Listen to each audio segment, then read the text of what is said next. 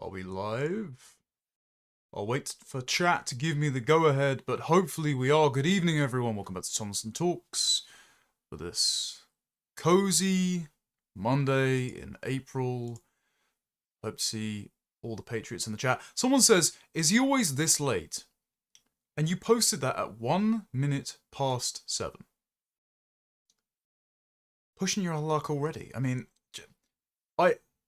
all the performances I do for you all. I mean, granted, I didn't make any content basically until last weekend, and I don't really have much of an excuse other than just I'm really bummed out from politics and I couldn't muster up any motivation. I was sitting there doing lots of research and writing, trying to have perhaps a little more credibility than if I just went on air and ran my mouth about whatever slop had been excreted onto my Twitter feed that day. But nevertheless, yeah, I didn't do anything last week. Barely any content other than the reform video. Anyway, thank you all for joining us. What I did do last week, though, is I did a excellent conversation with Professor David Starkey, a man I've known for a few years now. He has always been gracious enough to give me his time, given he is a national treasure. He was once called the rudest man in Britain, but I have fortunately escaped his acerbic wit, unlike Laurie Penny in the infamous, I think it was 2016 video where he called her a jumped-up public schoolgirl and gave her a proper dressing down, and, you know, she doesn't look like she's got much of a happy life at the moment. Meanwhile, I'm pretty content, so, you know, always be on Starkey's good side. But it was a lot more contentious than I expected. His assistant had sent me a DM on X, and actually said, well, you know, don't re-upload the footage, but go ahead and stream a play-by-play, and I think this is a good thing to do, right? Get your guys' feedback anytime I do a debate.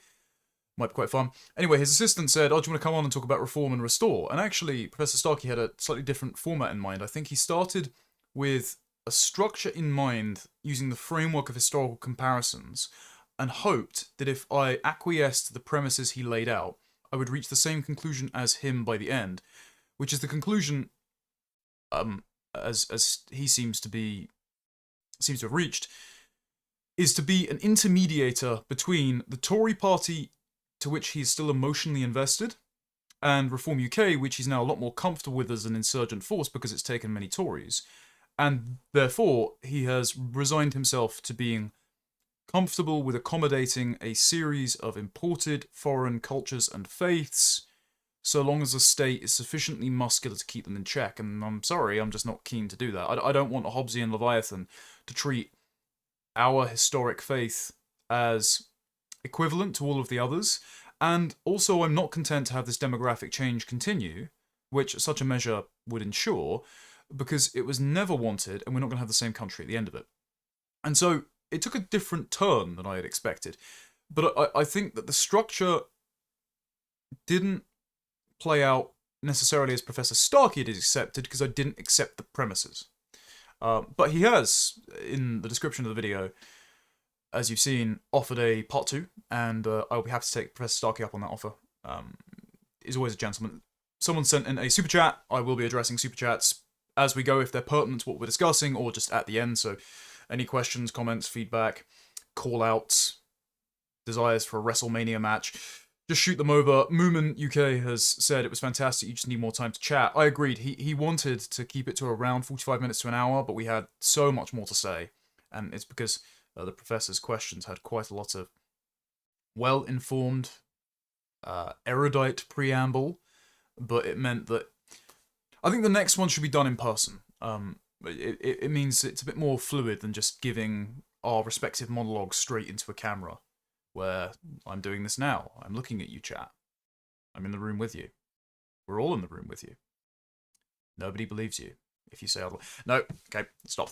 Anyway, right, we're going to the debate review. May as well stop wasting time. Sorry, I don't want to, like, agitate the potential schizos watching me, because I was once stalked while I was working at Lotus. This is probably a really bad idea. Anyway, I will mute myself while I play the clips, and then we're going to periodically pause and discuss. And I will be looking at you, chat, so I look forward to your feedback. Can I now put a little tease to you? You know I'm terribly fond of teasing.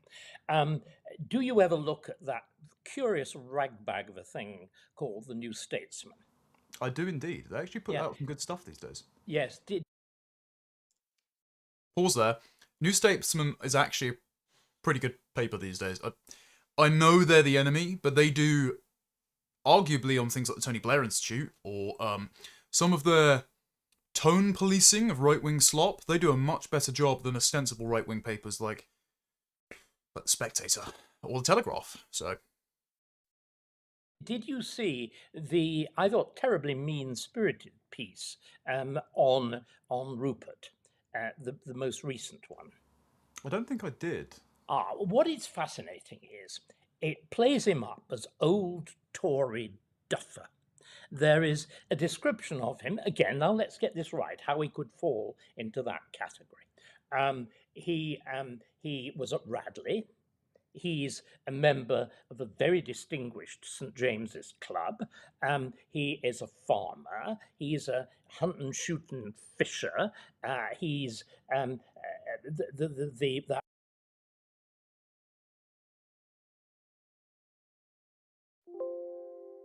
I've just acquiesced the request to turn the volume up, so keep me informed, chat, as to whether or not it's fine. Though this is actually a good place to pause, because what Starkey is outlining is that Rupert is a member of the rooted aristocracy, even though he made his money city trading, which is a, as Starkey would say, rootless, liberal, cosmopolitan, anywhere profession. Like, international finance has done just as much to erode our national sovereignty and our borders as post-World War II guilt complex and, you know, abstract theoretical philosophy about everyone being a blank slate. Because the forces of liquid capital and also sort of GDP maximalizing mindset that's endemic to treasury brain that's locked up with turning London into a service economy has been manufacturing consent for the mass mobility of people like they are goods for decades. And so that is a problem. So it's interesting that Rupert, based on his character, cycled out of that and decided to become a father and become more concerned with his grandchildren instead. And actually his independent wealth means that he's, to a degree, insulated from some of the vested interests and blackmail merchants that exist in politics, domestic and international. That didn't work out as well as we hoped with Trump, unfortunately, because I think his desire to leave a legacy and his sympathetic attachment via his son-in-law to the Middle East meant that he's made a poor judgment call on Iran. But at the very least, the idea of having an outsider, independently wealthy, donates his salary to charity, has nobody who made his career that is looking for a kickback once he achieves political power. I mean, his loyalties lie instead with the land and the people and his family and the shade of the trees under which his subsequent generations will sit. I think that makes for a much more healthy class of politician. I can see people are already jumping ahead and having the Catholicism and English identity debate. We'll get to that. The one thing that I should have said, because I did interject later on when Starkey said there's nothing less English than being Catholic, is, well, that was the religion of the Venerable Bede and pretty much every Christian in England until Starkey's preferred period of history, which is the Tudors and Henry VIII. So, yeah, actually, like it or not, there was essentially one authoritative church at the time, and all of the earliest kings of England, all of the scholars who wrote about England, again, Bede, who catalogued it, they were all members of it. So, actually, Catholicism predates Anglicanism and it is one of the denominations of Christianity, and therefore anything that isn't Christian is actually less English in terms of our faith and our culture and our heritage than any other religion. So, category error, but we'll get to that bit later. That marvelously vigorous reddish complexion of the English aristocrat who spends a lot of time outside killing things. But it's also linked to what I think was completely outrageous phrase, of Rupert doddering round Westminster. Now, anybody who is less of a dodderer than Rupert, with that vigorous stride and really powerful sort of punch, I couldn't think of. Quick thing on that. It is strange how the false smear of Rupert being, out to lunch, basically having dementia, that was perpetuated by Reform UK, spread around with quite a disturbing smirk on GB News and Camilla Tominey's show by Richard Tice, continues to be perpetuated as just like a forgive the pun, a low blow, because Rupert is very sharp, and he and his team have been banned from filing FOIs because they've been filing so many. Like, Rupert has excellent political instincts, and when he's asked a question, it's very rare that he says something irrelevant to the question. He'll do what Trump used to do, which is the weave, but he'll always return to source because he has a very strong capacity for retaining information. He can quote far more historical dates, facts, figures than I can. So I would say he's more intelligent than I am, and he's certainly a bit more energetic and sharp than I am. I'm aging prematurely. So yeah, that sort of smear that I've seen put out there by a few bad faith actors, pretty grim, but the high Tory characterisation is pretty right, isn't it? perhaps not philosophically, but in terms of his aesthetics as an aristocrat, yes. Well, I mean, semi, gentleman. Yeah, As I agree. a gentleman. But isn't there a sense, if you look at his previous record, as a member of the Conservative Party or so on, he would be, and many of his attitudes, his paternalism, I would say, the literal paternalism in terms of how he treats, how he thinks the wide range of the population should be treated. They do savour, don't they, of a particular strain of rather old-fashioned high Toryism. Yeah, I would stress the old-fashioned there, David. And I think, if I'm remembering correctly, there was a piece that sounds similar to one you described, that was mainly on Jimmy Goldsmith, that had some commentary on Rupert in the New Statesman. And it notes that in 93, obviously, Goldsmith set up the referendum party to oppose John Major's attempt to drag us into the Euro, which would have been disastrous. And Rupert was an early campaigner on that. And I think that's when he broke his formal association with the Tory party beyond allowing Rishi Sunak to attend Southampton FC football matches. Important to note that the reason I bring that up is because David is still emotionally invested in the Tory party as it stands, and so if he thinks that Rupert is a kind of avatar of old high Toryism, I said aristocrat because, I mean, obviously the majority of the aristocracy were wiped out in the First World War, but in terms of his paternalistic approach to the land and its people and our prosperity, it's an aristocratic attitude. I don't think Rupert himself is...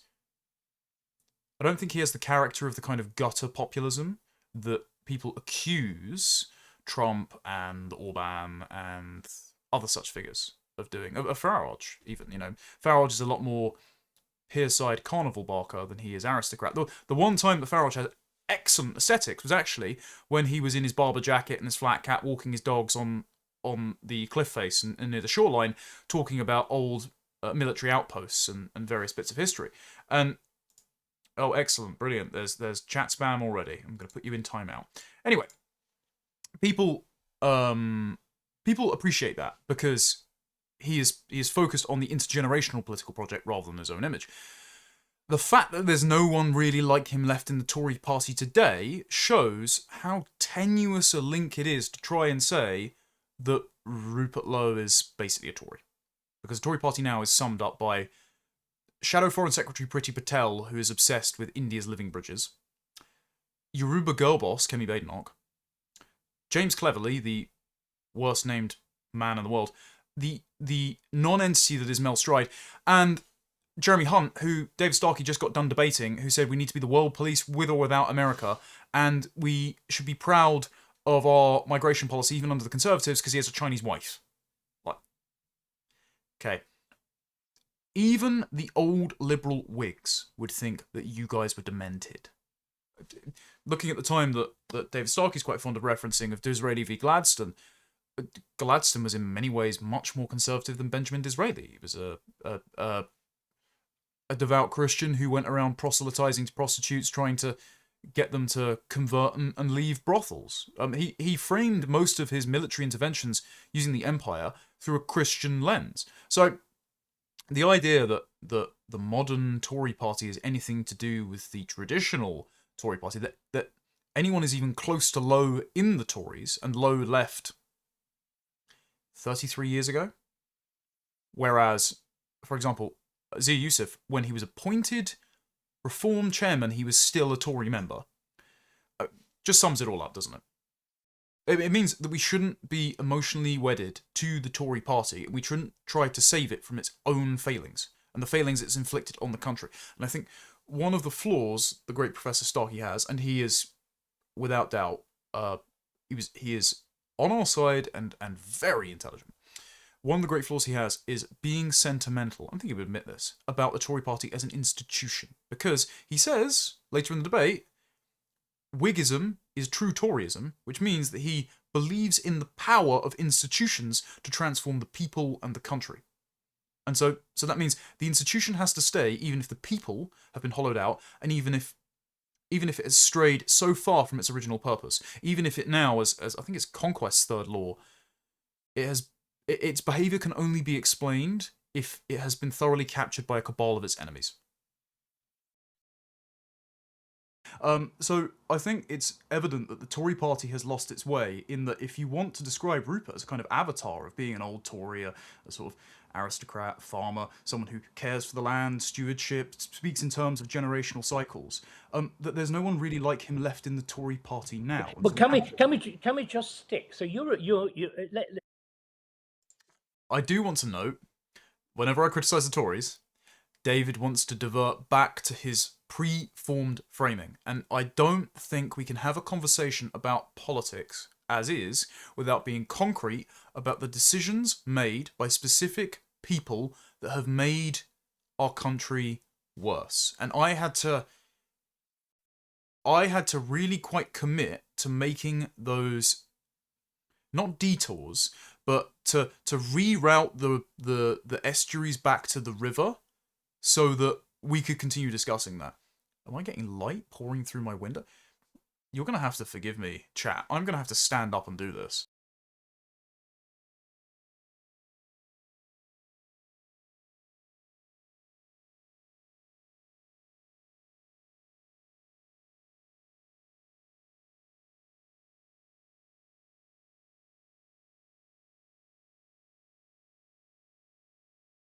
I'll cut that portion out for the audio listeners. I hope you got a wonderful Nightwing-esque shot of my posterior. Anyway. Before we go on and rubbish the Tory party, which I'm wearing one of my hats, I'm perfectly happy to join in.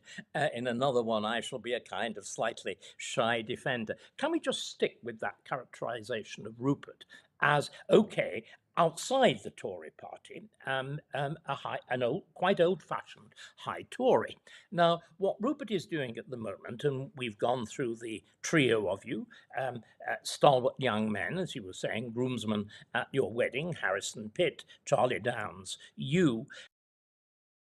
And Lewis Bragpole. Always remember to credit Lewis. He does a lot of thankless work behind the scenes and incredible investigative journalism. If you aren't following Lewis on X, please do. He's an absolute gentleman. Though, I have to bully him because he didn't make our lunch and games night yesterday because he's just bought a dog, because obviously he's using it to attract women, and he stayed home with the puppy instead. So you can't ditch your boys for the puppy. I told him to bring the puppy. Anyway, I'm just bullying him. This extraordinary crossover of age and youth. Now, does it remind you of anything in the history of the Tory party? Unless you're going to say the sort of youthful fervour around Margaret Thatcher in the... There was an element of that. I think it goes back much further and into something much, much more explicit. I want to say, by the way, because I think people are going to possibly misread this. So I already saw a little bit in David's comments. I don't think David was being condescending here, and I don't think he was trying to catch me out. I think he's just sort of being, as he said, he's trying to tease it out, and he's trying to make it interesting for the listeners. I did not remember the Young England movement. It didn't come to mind there at all. In the bits of history that I've read about British politics, particularly the famous sort of rivalry between Gladstone and Disraeli, it doesn't factor very prominently into my memory. So that's totally on me. And again, Professor David Starkey has a good 60-something years on me. Oh no, 50-something. Sorry, David. And he's far more historically knowledgeable. So clearly I need to read more, chat. I'm a humble genius, and sometimes my humility allows me to admit when I don't know something. So I think it's better than just, pretending, because you don't get to retain your credibility, right? What little of that I have. Think of young. Mm. Think of the adjective, and then put the... Oh, what, William Pitt? Well, it's actually not the younger, no, that's the comparative. No, it's Young England. Oh. It's that extraordinary movement of the 1830s, which, of course, Disraeli was a leading member of, which hovers on the borders of high Toryism and radicalism. Someone in chat just said, Starkey's guilty, I think, of thinking certain in-depth facts are common knowledge among the young. Remember, literally the only things that we got taught about in history in secondary school were American slave trade, the Holocaust, and civil rights and the Beatles. Totally impoverished. I enjoyed the Cold War that they chose to put in there, but like the only mandatory topics are the Second World War and why we needed the 60s because of the Second World War and why we need to live in the 60s forever. So, excuse me if I remain an autodidact and I'm still catching up. Someone said history of medicine. I didn't do that, but I'm glad to see that you had the same terrible GCSE curriculum as me. Now, could I try the teasing idea that you are that what Restore, what Rupert, what you lot online have made it, is a modern version of Young England. There are immensely conservative elements and very radical ones. Isn't that true? Isn't that fair? Yes, that's entirely the purpose. I mean, it's wrapped up in the name Restoration. The point... I paused that on a terrible frame, didn't I? Don't clip that! The point is that we are recovering, we are reconnecting with the traditions and the folkways that are intuitive to us that we have been artificially severed from.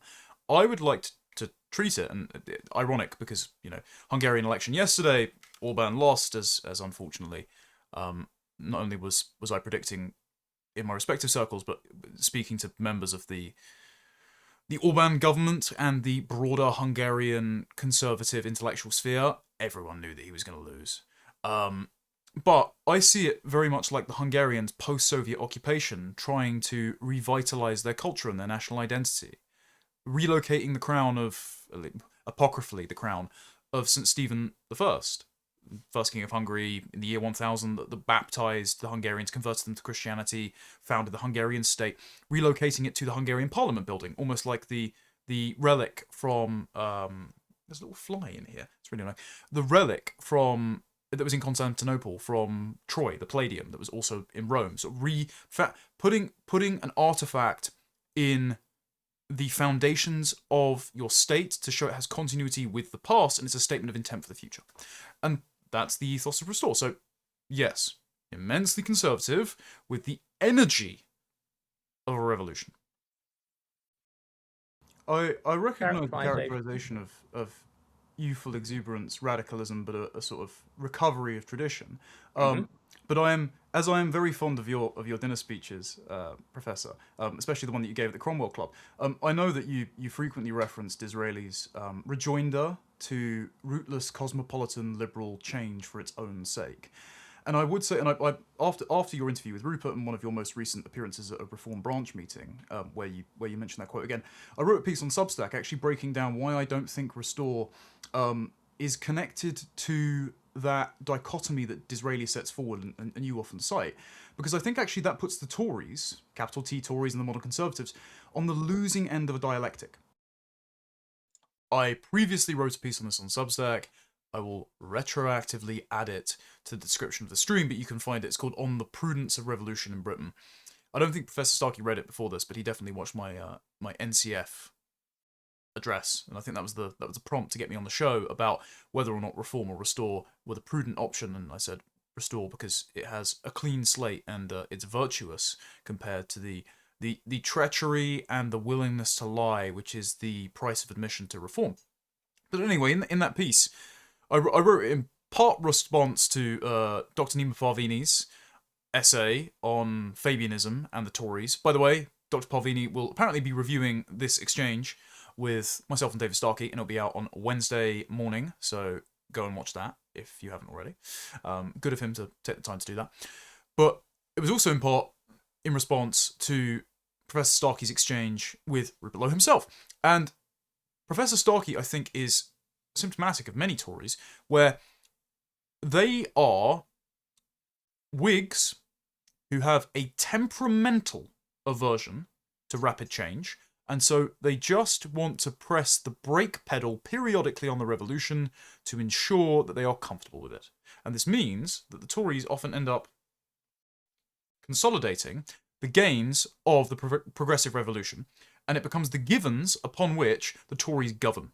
And that means, as the Fabian essay that Dr. Parvini quoted in his Substack piece in his video on it says, the Tories are the useful Potemkin opposition that the Fabians use, or the socialists use, the leftists use, whatever term you'd like to use it, to sort of gradually make incremental gains, because they will make gains while they have power. The Tories won't reverse those gains, because actually reversing them would be too much change. They inadvertently consolidate the revolution, and then, because they don't fulfill the revolution, they only do half measures, it results in more inequality, more civil unrest, that then their socialist opponents can campaign on to regain power. So the Tories they actually stabilise the system of revolution. This is why Boris Johnson disrupted the settlement, because he didn't understand the assignment and just threw open Britain's doors to the third world, and that caused a complete renegotiation of the settlement on migration. It blew past economic arguments straight into the cultural arguments. The economic arguments are usually the sort of safe packaging for. Eric Kaufman writes about this in White Shift. Most people are concerned culturally and demographically about immigration. Put it in economic terms as to not get called racist. Well, when you're under such demographic stress and you feel such civilizational threat as the Boris wave, you stop caring about being called racist. You get Rupert Lowe says, I don't care. So this is why I'm very keen on destroying the Tory progressive dichotomy. And it's because the Tories cede that change is inevitable, as you'll hear David say, and therefore they share the premises with the Whigs, and actually they're almost the true believers of the Whigs because they want to make the revolution work, because they accuse the revolutionaries of being unsustainable, not undesirable and wrong. Whereas the only position outside of that, and I saw someone in chat that put this earlier, the only position outside of that is the Rupert position, or very much my position, which is the reactionary position. And I use that word deliberately because it says, no, this change is not necessary or inevitable. We can evaluate whether or not it is desirable, and even if it has been done, it can be undone. So we don't need to integrate all the migrants that have been brought here against our wishes. We can work to ensure that they leave. Because you don't have to accept, and I know that you don't accept this, but you don't have to accept all change as inevitable, which the quote from Disraeli often does. Instead, there is a kind of third position, dare I say, which is the more reactionary position, which says, well, did that change need to happen? Is that change necessary? Is it inevitable? And can it be undone?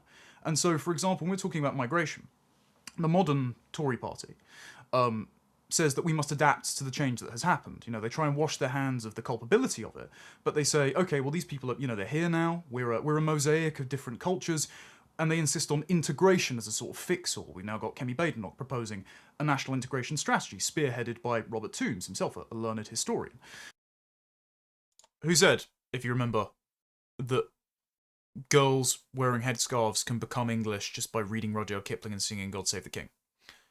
Tories are the people that make leftist revolutions work. I don't want to make them work. I don't want to live in the ruins that they leave in their wake. I want them reversed. And actually, part of the reason that I wrote that essay in the first place is because I was revisiting Robert Toombs's The English and Their History, and it is shot through with just Whiggish revisionism. I mean, loads of the stuff around the 20th century is a complaint against declinist narratives. The idea that things can actually get worse. Well, the opposite of that is, you know, Tony Blair's promise that things can only get better. That we are firmly fixed on the trajectory of the long arc of history that bends towards its end. Justice, in that famous phrase that Martin Luther King plagiarized. Basically, Whigs are Francis Fukuyama, you know, the end of history. The belief that material prosperity and innovations in secular law and human rights can all bring us the same state, premised on the idea of the blank slate, that there is such a politics that is universal and all in our interest. And conservatives only go as far as basically like counter-jihad, which is to say that sure, we agree that's possible, but in the present moment, there are intractable elements that won't recognise their equality, like Islamists, which have nothing to do with Islam, even though, you know, clues in the name, and the far right, which is the real enemy, which is basically the reanimated spectre of Adolf Hitler. Or at least that's projected onto people who will not allow their identity, which is parochial and particular and exclusive, to be liquidated to encompass its antonyms. And so, the Tories end up waging war on the reactionary forces, like Islam or tradition, in order to make the progressive revolution work, because they too believe they're on that long arc bending towards justice. And that's what Robert Toombs is. That's why Robert Toombs spent so much page space in the Telegraph denouncing me and everyone at Now in England, who said it was absurd for him to say that Englishness has nothing to do with ancestry. Like, it was absurd to say that he's not a conservative because he's not actually conserving anything like the fixed category of inherited identity.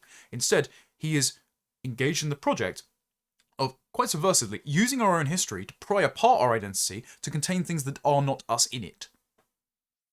So, Tories can't be trusted. And I mean Tories in terms of philosophical Tories, just as much as I do the modern Conservative Party. Because the modern Conservative Party are now just, well, they're not even Tories anymore, but they're bad enough. They're just full-throated progressive Whigs that have lost the ability to press the brake pedal and are just hitting the accelerator at the same rate that the Lib Dems and Labour and even some of the Green Party are.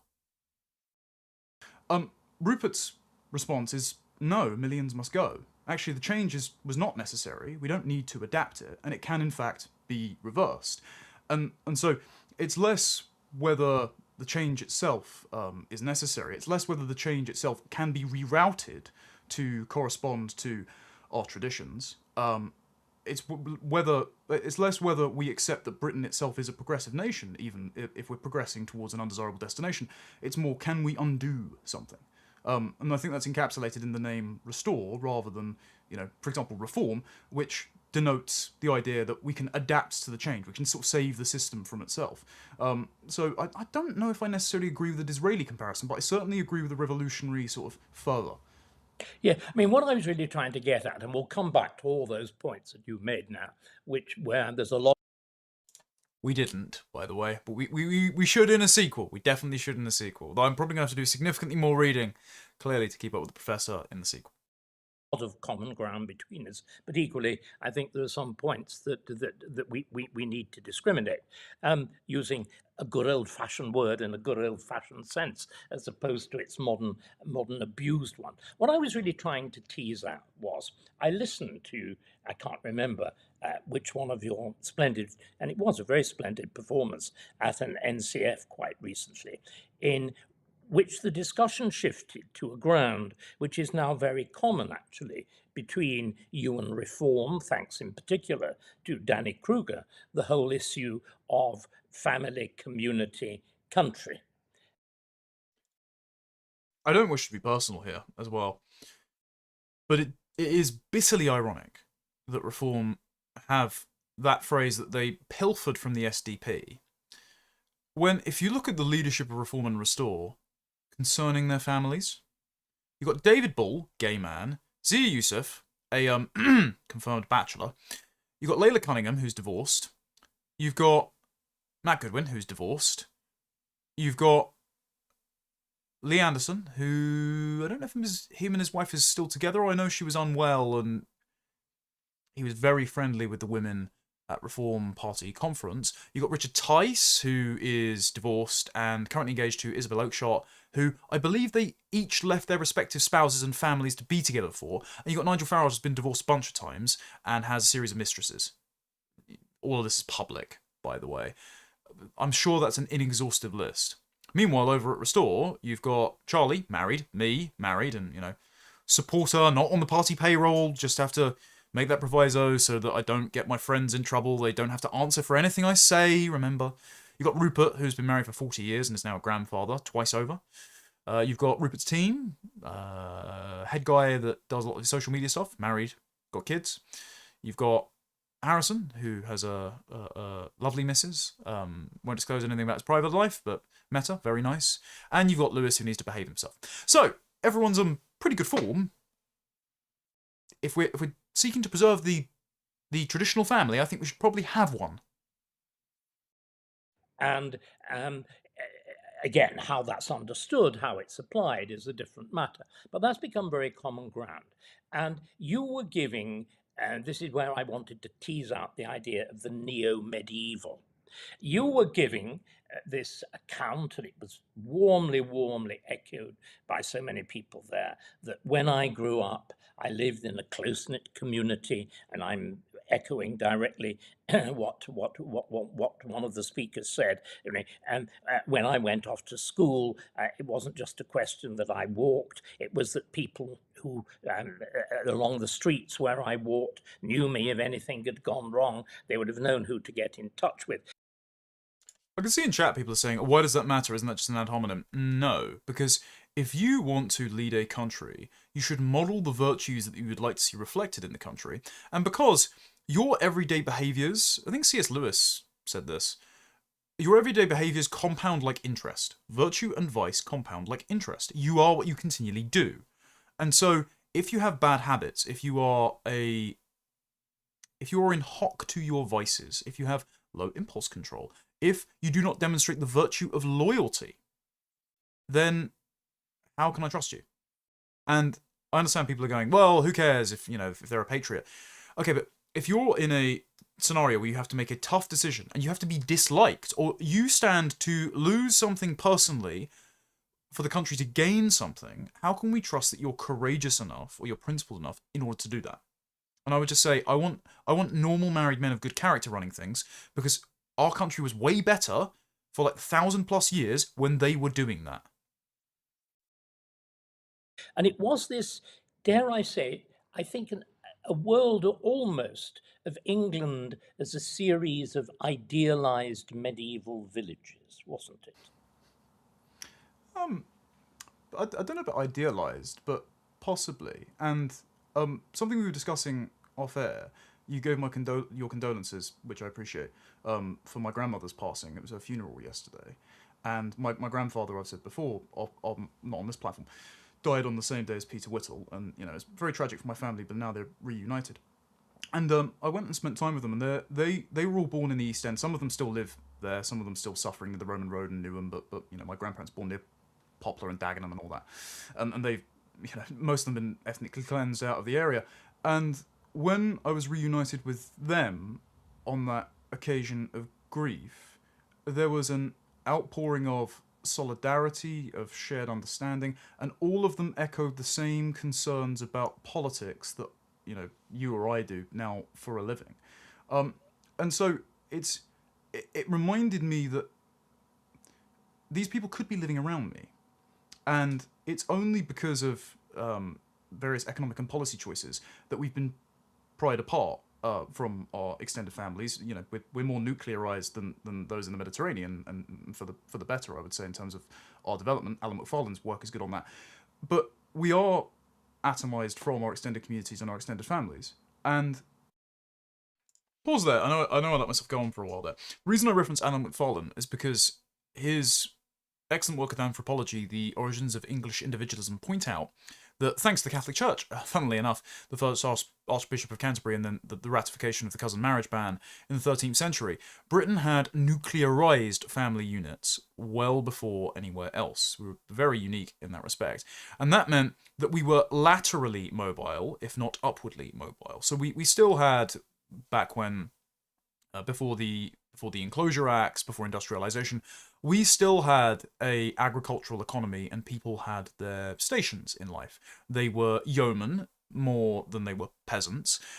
And that's because you were able to allow your children to go and work on someone else's farmstead rather than have the family also run the farm like a little commune. And also in places like Russia and Poland, because it was a communal enterprise, the head of the household could basically be exiled for the good of the family, which would break up family units. Instead, you would have the eldest sibling would usually inherit the family farm, and the younger siblings would go out across the country, not always that far, but the neighboring village or something, marry outside of their immediate vicinity, which meant that, again, low level of cousin marriage, low level of incest, higher IQ, higher impulse control, more ability for long-term planning, and they would found farmsteads elsewhere, and so you'd have these series of small family farmsteads. And all of that's to say, yes, we were more individualistic than most of the other nations that are more clan-oriented around the world, but that doesn't mean we were atomistic. It doesn't mean we didn't have rich social lives. As Christopher Lash's Role of the Elites explains, the modern knowledge economy and cities have pried apart us from our extended community, but also our immediate family, because we travel away from them. We often rent our accommodation while we're working in a city or studying at university, and in that isolation, we find our identity in political ideology or new communities, especially those that are linked up via Reddit, Discord, and Tumblr. And so, if you're going to push for a more individualistic, atomistic economy and living arrangement, you're basically going to generate more progressives. Whereas, if you try to rediscover something of the medieval, as Starkey sort of provocatively pokes me there, you're going to nest people in the concentric circles of moral consideration, of solidarity, of family, extended family, community, congregation, and then nation. And I understand, I think this is a bit of a debate, myself and Professor Starkey, as he says, between the anywheres and the somewares, because I'm very happy in those concentric circles, as are most people, whereas Professor Starkey, and this is in no way again a character attack on him, is an exceptionally intelligent, slightly eccentric, gay atheist, raised by a northern Quaker family. And so, I can understand why those, much like the sort of religious, hierarchical society of the 17th century, I can understand why that would feel restraining to him, and he would like some more wiggle room for the eccentrics that we've always allowed to flourish in England. But the problem is, much as Mary Harrington has pointed out in her book Feminism Against Progress, the problem is, like with feminism setting the standard for women as the 1% of eccentrics who didn't want to get married, didn't want to be a nun, wanted a career, and often harboured some sort of resentment of men and the societal standards that were projected upon them. What Professor Starkey's doing is pushing for more room than most people are comfortable with and want.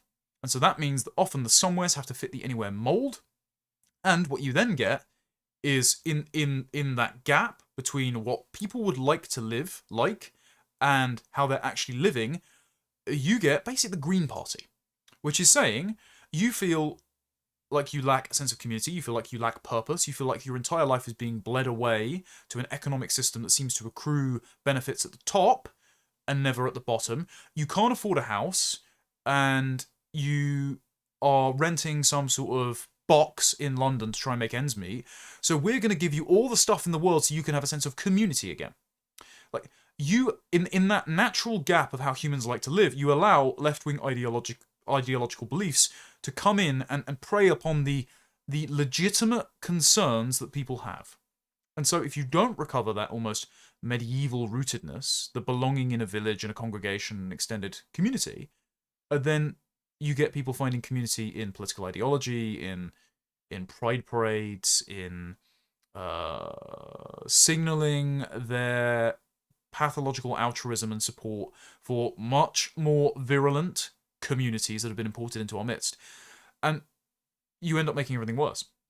Also, Lash was very clear, by the way, that this holds for America, but it's an English export, that we did have community locations, like the pub, or the cafe, or the church. And those third places, those institutions that sit outside the remit of state power, something that David Starkey wants to encourage to make us all get along, those actually kept state power in check, because those were different power bases of themselves. And this is partly why, I think, Keir Starmer wants to attack the pub. It's not just for, like, bureaucratic health reasons, or trying to squeeze more taxes like blood out of a stone from the economy, or to appease his Muslim voters. It's because the pub has always been a place for political revolution, because men just get together and air their grievances, and they form friendships outside of the tribal family network. And so, as much as Professor Starkey may say, I'm trying to create an anachronistic medieval village, that is how the English governed their social arrangements right up until very recently. And I think it is actually an anachronism to say that we were more anywhere in our temperament than we were somewhere as a share of the population. I can see someone's also sent a super chat in. Orwell's Goon, $10. Good to meet you at the event. Where Starkey was terribly wrong about Catholicism was saying it's an utterly foreign institution. False. It would have been more accurate to say the papacy was foreign. The power base for the church is quite literally foreign, as in it's overseas. But I believe for a time Britain was still able to appoint its own bishops. And Christianity and Catholicism has the tendency to be ergonomic to ethnic particularities because, nations are biblical entities. The injunction at the end of the Gospel of Matthew was go forth and minister to all nations, not, build a Tower of Babel and deny ethnic differences. At Pentecost, the Holy Spirit comes down and speaks to those in the upper room, to the apostles, and I think people in the surrounding town in their own languages. So Christianity meets peoples where they are and baptizes them, but doesn't destroy their national identity, their heritage, their quirks and customs. And that's why you're seeing a lot more charismatic worship in African churches, and that's why you see Catholicism express itself in the veneration of icons in Latin America, and it's why you see a bit more sort of stoic, almost like high Anglican, Tory reveration. It's not a word. Reverence for tradition in the resurgent English expression of Catholicism. So, yeah, I disagree with Professor Starkey there, but that's going to come up later. I'm going to try and keep this one to hopefully 2 hours. I am rambling though. I've already detected this. We should actually seek to reclaim that because it's not beyond the bounds of reasonableness that we could do that. It's not some sort of fictitious idealized past. It's still within reach. So I'd sort of dispute maybe the word idealized, but yeah, other than that, yes. Can I tell you why I'm probing on this one? You see, it seems to me that you mentioned Alan MacFarlane, the fact that the English family. Someone in chat saying that Catholics are to blame for mass immigration of Christians. Incorrect. The Catechism imposes obligations on the migrants themselves to defer to the laws, the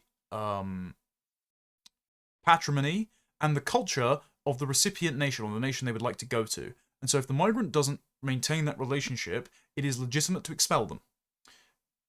That part is never quoted. The only part that's quoted by priests who are doing a lot more politics than they are the gospel and church doctrine these days is, nations have an obligation to receive the migrant. And it's like, okay, and to give them meaningful work, which means they can't just sponge off the taxpayer forever. And also, if they break that arrangement, that deferring to the host culture and people, then they can be removed. And it's also per what the nation would like and can sustain. So there are pragmatic limits on this. Is unusual in its early development towards a nuclear family and so on. If I go back to let me give you my very, very contrary experience of all of this. I am, I think the best way of describing it, setting my politics aside, I am a rootless anywhere. My parents had moved in the Great Depression in the 1930s from Oldham, where they were part of a world exactly as you describe. The world of cotton, the world created by cotton, the world created by the little back-to-backs that clustered round the cotton mills and the weaving sheds, and the world of nonconformity, in the case of my parents, Quakerism, that developed round it. But that world collapsed essentially from 1929. And my father was out of work from 31 to 35 and found job not all that far away in Kendal in the Lake Districts. I suppose you are 60 odd miles away, 60 odd miles or so north of Manchester. But it was a completely different world. We were off-comers, as you were brutally known there. We had no local connections. My father loved it because he loved solitariness and fell walking. My mother hated it. I grew up with absolutely no sense of local attachment whatever. And I grew up with ambition. And I grew up with ambition to get out and cast the dust of the place off my feet. As I say later, this is very much an Anglo archetype, but it's not the majority.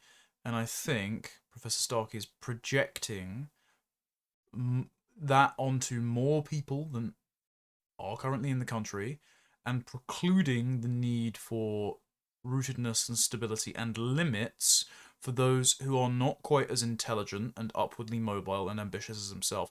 Again, I don't think I am a somewhere person in terms that I have a low ceiling of expectations, but I'm certainly not a rootless cosmopolitan anywhere. And when we bought a house, me and my wife, I've moved a walk away from my parents. Like, I'm very much a rooted local person, and I think most people are.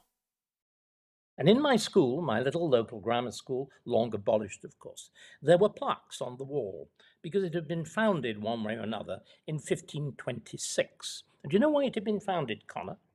Partly to educate local lads, because of course it was only men at that point, but it was above all so that bright boys could get out.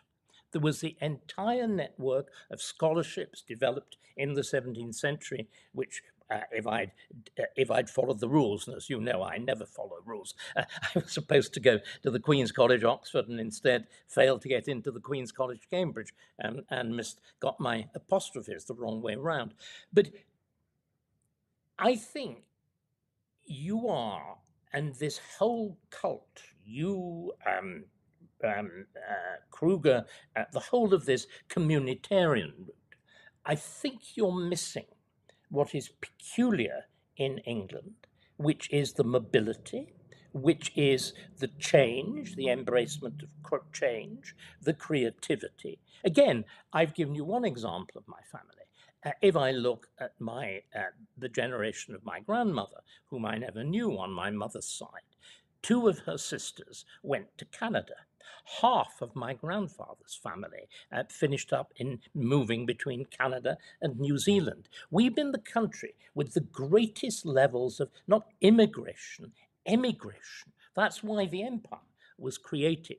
And what I'm concerned about is that in this endeavour to address what's gone wrong here at home in Britain, we're embracing, as I said, a neo-village view of our past, whereas we were something very different.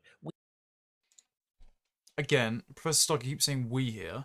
Yes, as a nation, we enabled our eccentrics and our anywheres and our upwardly mobile peoples who go out and settle frontiers, as in unconquered places.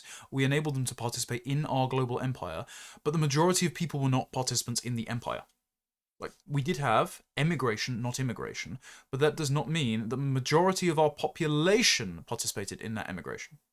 Like, there are very few people, very hardy people, in fact. That's why America and Australia are such fantastic countries until recent demographic sabotage. But very few hardy people exist that are willing to go on a voyage to an unknown country centuries ago with poor sanitation, insecure food provisions, on the hope of just starting afresh, because they truly believe in their own pioneering ability and because they believe that they're doing some sort of grander mission, whether it's setting up a prison colony in Australia or bringing Christianity to the Aborigines or founding the New World, a city on a hill in America. There are actually few people that are willing to take up that opportunity. There's more in England than anywhere else, and obviously now in America because we produced it. But there are still few in England as a share of the population. The majority of people would like to live around people that are like them because they're predictable. They like a pattern to life. They like their creature comforts. They like seeing their family. Like, I like spending the weekend walking around and dropping in on my grandparents for a cup of tea. I'm not in that respect thinking about rebuilding a rocket ship to Mars. There are plenty of people that do, and there is a Faustian strain in the Anglo spirit. And we need to unleash it, but it's not everyone. And I think at the moment, as I say to Professor Starkey, the problem is right-wing politics is obsessed with turning the entire country into a Faustian dynamo to generate GDP or be internationally competitive or rearm and make overtures to re-establishing the empire even though nobody actually wants to. Whereas what I think we need to do is create a country that gives a nice life to the majority of its somewhere people and doesn't expect of them more than they... It calls them to do all that they can, but it doesn't demand more of them than their temperament will allow. We were the society that creates modernity, that creates modern science. We're the society that creates modern industry, modern politics, except the politics aren't modern, they're very ancient. Do you see what I'm getting at? And I'm really concerned that we are producing, as I said, the fantasy of the 1830s, as opposed to what Disraeli does in the 1860s, which is to come up with a viable model by which the leading intellectuals, the rich, the productive class, the shapers of the economy, of intelligence, or whatever, reach out and embrace the newly enfranchised, my ancestor, the skilled working class, in that extraordinary Disraelian coalition. Because remember, what turns the Conservative Party into the gigantic electoral force that it was is the enfranchisement of the working class. So long as the mid-19th century franchise remained essentially a middle-class franchise, Toryism was always marginal. And you see what I'm trying to get at? I want a much more open, I want a much more ambitious. The only way this country is going to survive in the world of great powers, in the overwhelming mechanic strength of China, is by a recovery of both the rootedness which you talk about and that extraordinary adventurousness. Remember the wonderful phrase, of course it's referring to the dead, there is a corner of the foreign field that is forever England. Those men who went to Canada, those men who went to Australia, they made little Englands there. Important to note, that's because they were English. Like, it's not because of the culture that we can encompass people into.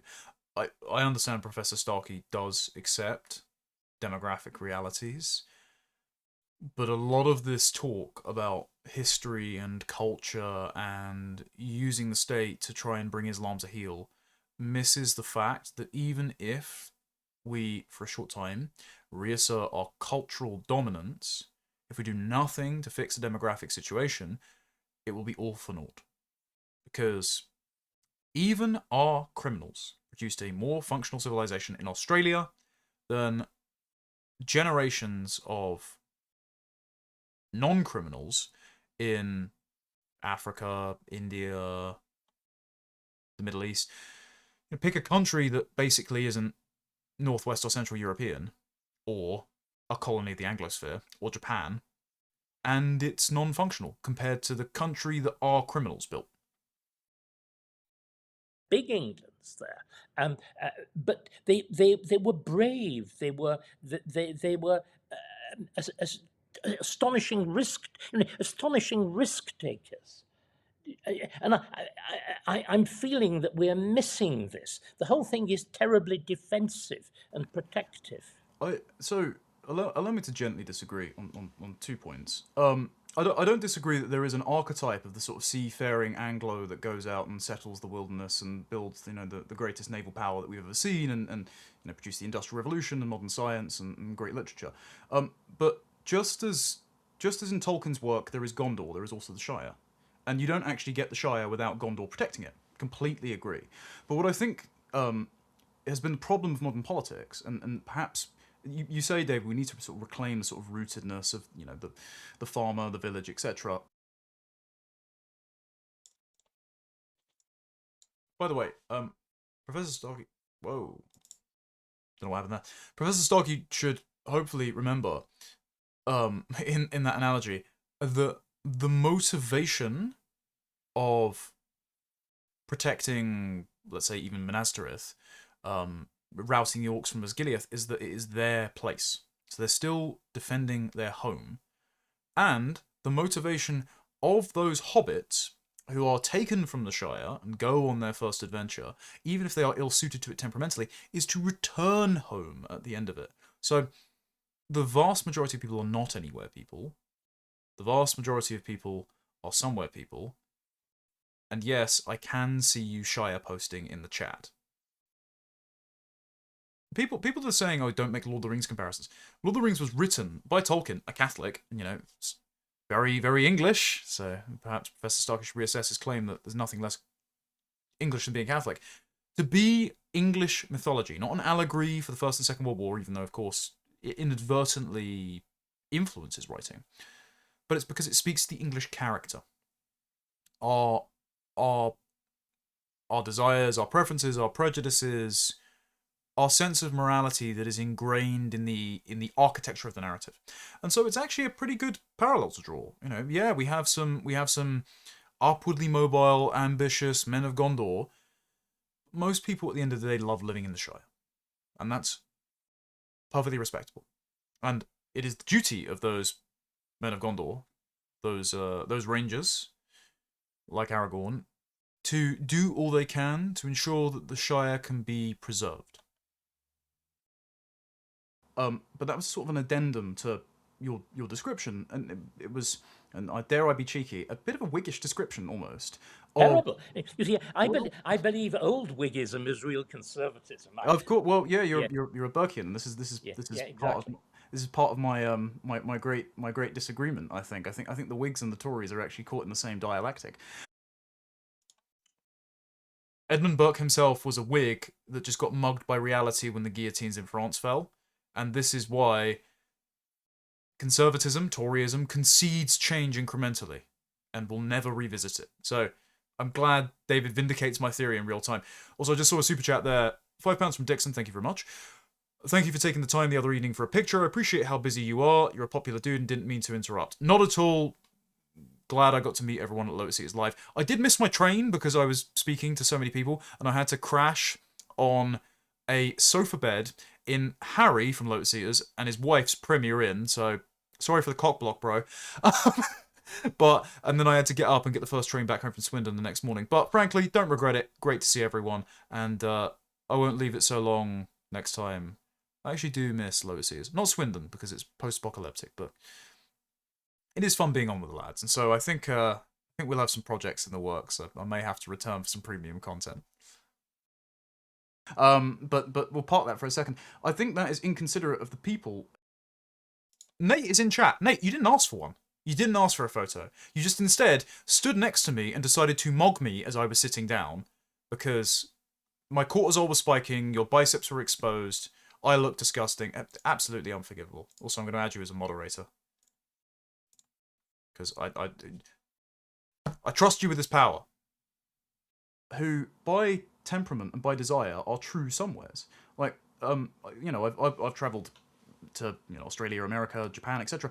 And I love plenty of those countries. Love many things about them. There are many things that are recognisable from home because, you know, there are creations, but they're not the same as, you know, the robin singing at 4 o'clock in the afternoon in the springtime and the narrow streets and things like that. I'm very much a rooted somewhere person.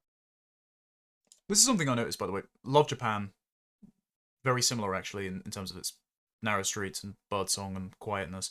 But even if I were to live in Japan, even if I learned Japanese, one of my favourite countries in the world, I would still miss the park that's like a 5-minute walk away that me and my wife, on about an hour before I started this stream, we just decided to go on a walk and walk around the walled garden with robins and blue tits and a little wood pigeon that always, you know, pecks at the floor and doesn't get scared when we walk past. I would miss all that, and that's always particularly English. The very concept of a walled garden. I don't know if many people think about this, but I was explaining this to my American friend the other day. The English are basically the only gardeners in the world. Like, the French copied us, but they did it too precisely. They don't allow the little bit of organic messiness that makes a garden have character. And the Japanese do, like, potted plants, and they do, you know, stone gardens, and they've got them around their temples, but it's not quite the same, right? I would miss all of that. And those are intangible things, but they're things that you only get in a particular place. They can't be registered on a spreadsheet. They can't be sung as great tales of imperial adventurism. And don't get me wrong, you know, that military might and that prosperity is the prerequisite to having those nice things. But you have those nice things because of the character of the people themselves, and because the people want to live there with those things. So you need to be able to have those rooted somewhere people who do things as simple as appreciating the song of a robin at 4 o'clock in the afternoon. Maybe I'm just sentimental. Maybe I'm just getting old, chat. And what I think has happened in modern politics in the pursuit of a sort of Max Weber-style Protestant work ethic, it has eschewed all of those things that can't be registered on a spreadsheet, that can't be factored into our global standing. People that speak in terms of, you know, what you chastise Jeremy Hunt for doing in your most recent excellent exchange, it pushes the somewhere people into an anywhere mould. And I didn't hear a lot of place for somewhere people in what you're saying. And I think part of the problem is what in being unwilling to accept the changes that have been inflicted upon us, what Restore is doing is trying to push for a place for those somewhere people in that consideration. And I actually reject the idea that Reform is doing that, because if you, I don't think I share basically any of Danny Kruger's politics. And I'll tell you why. Danny Kruger thinks Afghans can be English. That is an immediate disqualifier for saying that you are a somewhere person, because if you're not conserving the demographics of the very nation that you're seeking to conserve, you're actually not conserving anything. Note, for all your listeners, Professor Starkey was nodding at that. So as much as he is a Whig, he is in constant conflict with the fact that he recognises that demographics are destiny. Like, if you ask Professor Starkey, would you want to live in a Lib Dem but entirely white English area, or Lebanon but with the constitutional settlement of the 17th century, he would say, give me the Lib Dem constituency.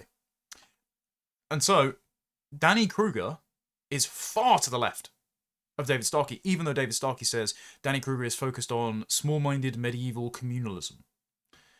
David Starkey recognises that the history that he venerates and the culture and intuitions that he seeks to foreground in politics again are particular to a people, whereas the party he has associated himself with, giving them advice, you know, promoting Robert Jenrick as having undergone a Damascene conversion and then trying to, no offence, cope about the fact that Jenrick is now preserving the OBR and the independence of the Bank of England, like keeping Blairism on rails within Reform in the second most senior position. Despite Starkey being affiliated with that party, he is well to their right, because Danny Kruger literally thinks that institutions are so powerful, that Whiggism is so strong, that you can convert Afghans to Englishmen. There's nothing conservative there at all. And so the next time people turn around and say, what's the difference between Reform and Restore really? Reform believe you can be replaced entirely by Afghans. and you would still be English.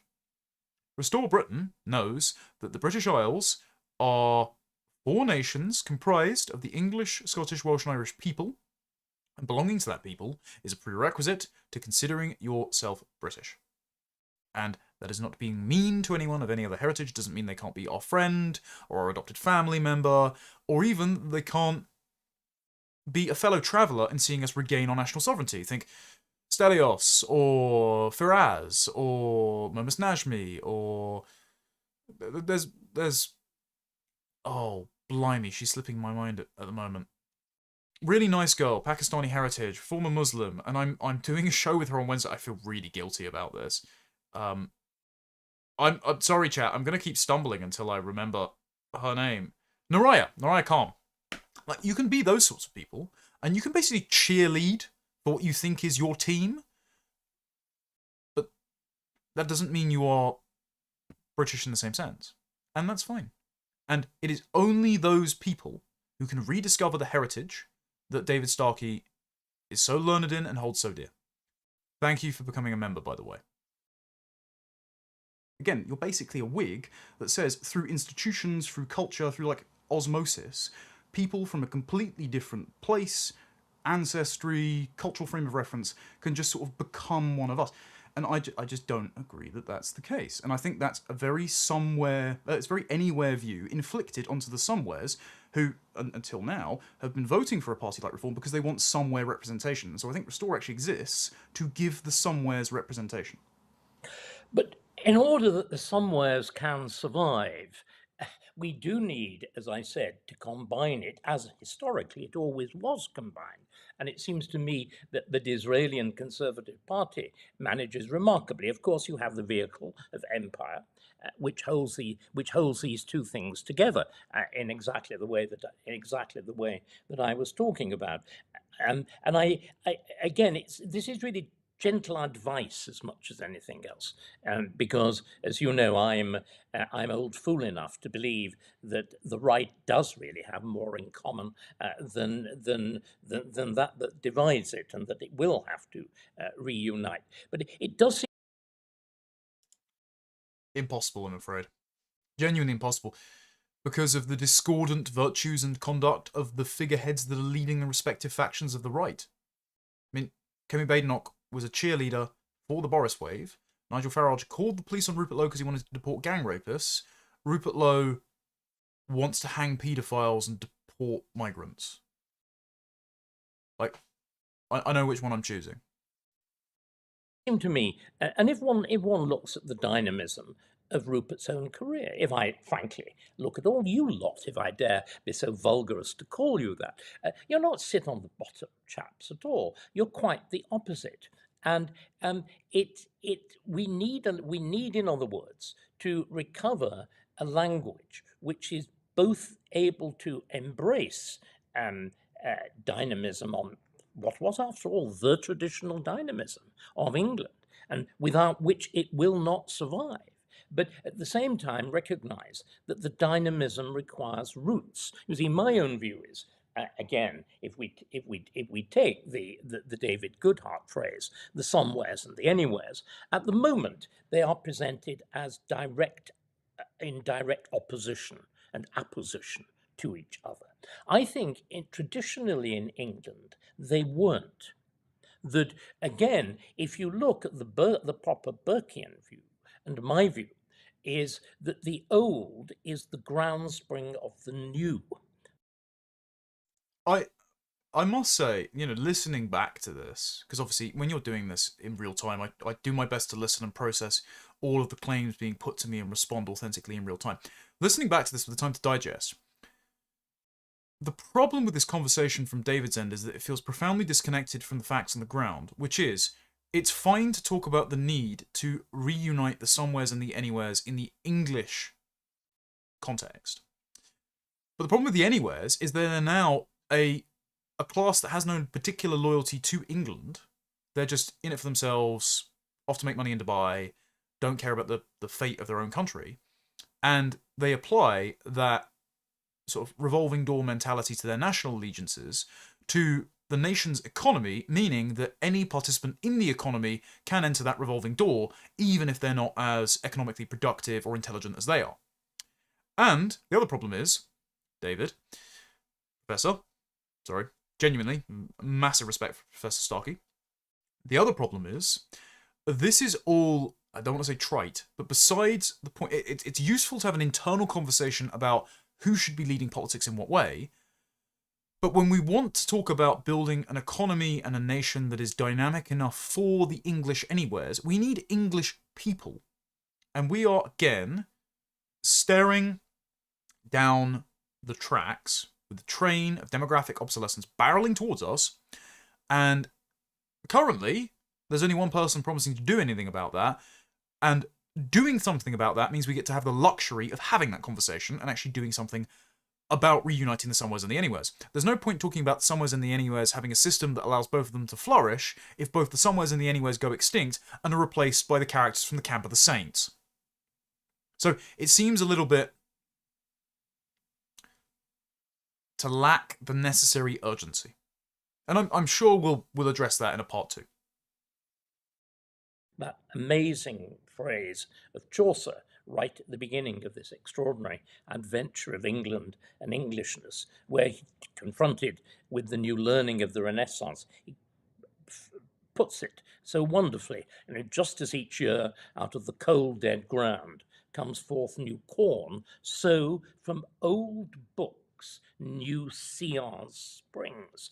And I think we need, what I'm saying is, I think we need a different language, that rather than seeing those two things as apposition, I mean remember that great adventurism that we were talking about, the people who cross continents, who in circumstances we cannot begin to envisage in the early 17th century, sailed to that barren wilderness, as it seemed at the time, of North America. What did they do when they got there? They created New England. And they carried with them a dynamic of Old England and did completely extraordinary things with it, some of which revolters, like the Salem witch trials, others of which are astonishing in that triumph of North America. And it's that combination. And again, it's what Disraeli, I think, was trying to get at in that famous quotation of 1867 and 1872, that it's not opposition to change, it's the sort of change, the understanding of an idea of a progressive country. But again, all demographic change is not in keeping with our traditions, because the traditions are preceded by the people that invent them and to whom they are intuitive. So if we're talking about adapting the change to our traditions, one, calling it progress already concedes the idea that it is desirable in some fashion, which I disagree with. Two, it's a non-starter because the demographics spawn the values by which you, with your cultural prejudices, interpret the change as either desirable in keeping with your traditions or alien and unwanted in the first place. So you have to conserve the demographics, and anything except conserving those demographics, such as Professor Starkey will say later, trying to use the state to make Islam live peacefully alongside us, is a moot point. It's a non-starter. It's not going to work. You will forgive the teasing, because I think it is an important one. You've forgotten there was a thing called Young England, that it was neo-medieval. Again, you see, and here again, I'm, and you tell me to shut up if I'm being too personal. Your embrace of Catholicism. Now, Catholicism was played around with in the 1830s. This is, after all, just after Catholic emancipation. But in terms of the England from the 1500s, it is fundamentally an alien tradition, isn't it? And there is nothing, in one sense, more un-English than Catholicism. Or I would say Islam. Yes, I would say that too. Sorry, but David, that is shot through reform. from this moment on, and one gets the sense that I've brought up something very uncomfortable because we were in the realm of enjoyable philosophical and historical abstractions, and I have confronted Professor Starkey with a concrete reality that cannot be ignored. That it's all well and good to talk about how the differences in views on transubstantiation versus the symbolism of the Lord's Supper, and whether or not there is any authority vested in the papal seat in Rome versus the need to have an established national Anglican church divorced from papacy entirely. All those things are interesting. But we are dealing with a situation with the party at the top of the polls declining, though they may be, and occupying the seat of an ostensible right-wing patriotic party, feels the need to bend over backwards for Islam to such an extent that many of its senior personnel are Muslim. And it also, of course, has a Jewish Alliance and a Friends of Israel group. Matt Goodwin is campaigning with Sikhs. It's just appointed literal foreign nationals as local council candidates. So a lot of this conversation about, well, is Catholicism really English because of the Reformation? We're currently looking at a potential Islamic takeover of the country. Or at the very least, the complete abolition of our nation by demographic realities. And so, again, it seems a little bit incidental, and it doesn't address that. Whenever you're communicating, always try and minimize the gap between what you're saying and what most people recognize as reality. Because you have fewer ground to gain in order to persuade them. And so, talking about my Catholicism, which is, despite me being quite firm on, personal virtue and family and things like that, I don't talk about like episcopal politics all that much because it's not really my bag. I prefer national politics. That's the thing I'm more versed in. But focusing on that for me and making some jibes about Guy Fawkes is inappropriate for the moment where reform bends over backwards for Islam. Like, is Catholicism really the concern right now, or is it Islam? And, of course, Indian ethnic nepotism that's also infiltrating the party. I just want to point that out. Also, yet again, Catholicism is pretty English, given that predating the Church of England, it was the dominant religion that built our great cathedrals. It was the church into which Alfred the Great was baptized, created the Doom Book, predecessor to the common law. Like, it was the religion that many of our ancestors followed when they laid the foundations of Parliament, of common law, of our culture, of our literary traditions, of our architecture. So the idea that Catholicism is alien to England is incorrect. And the idea that, the Church of England itself is preferable for the English. I mean, it's not doing so great these days. Believe me, I have my criticisms of the Catholic Church. They've redrafted, I can never pronounce it, Nostratate a bunch of times because it's dangerously close to perennialism. The Pope, not so great on migration and shouldn't be consecrating like pagan blocks of ice because of climate change. Nevertheless, it is a part of our traditions, and it's much more in keeping with our traditions than Islam, which reform are seeking to appease. It's an intractable problem. I mean, there's plenty to address in what you said, but I'm happy to sort of duke it out over transubstantiation or loyalty to the state of Rome. But there are pretty much every other party has foreign faiths and their interests run through it, and so there is actually things less English than the concerns of the chaps that are running Restore. But in terms of your previous point about, yes, a lot of that change that was underwent during the 18th, 19th, some of the good change that happened in the 20th century, not a whole lot of it, that was when, as you said to Jeremy Hunt, we were a hegemon, and that was during the period where there were frontiers. Now, the change that, let's use reform as the example, because you said, the right has a lot more in common than it understands. The change they want to bring about seems to be subordinating our national interest, insofar as there is one, to other nations' national interests. I mean, Richard Tice was just on Saudi state-owned TV a couple of weeks ago, saying that regards to the Iran war, we should be prepared to do whatever the US and Israel think is best. I did feel the need to bring up these concrete examples again to ground us in the present political dichotomy between reform and restore. That was meant to be what we were discussing, to just break out of the historical abstractions, because I could tell I was being led up a path that I didn't see would be a productive route to walk down. No, we should be prepared to do whatever we think is best.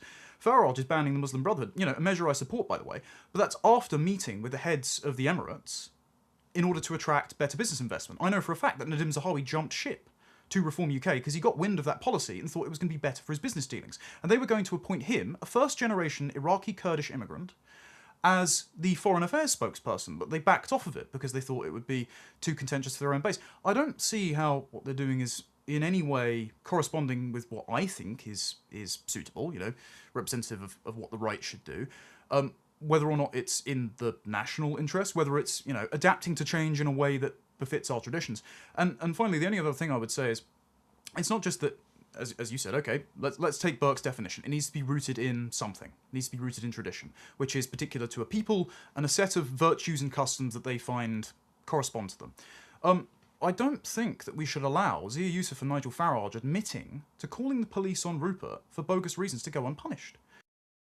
The title of this interview was "I'll Never Forgive Farage." I didn't actually say that. What I said is, I don't think we should allow it to go unpunished, because forgiveness in Christianity is preceded by repentance, admitting wrongdoing, and seeking restitution. Absent that, you get punished. It's both justice and mercy. And without recognition of wrongdoing, you don't get mercy. And so I don't think we should be forgiving at the moment to Reform, because they've done something profoundly un-English.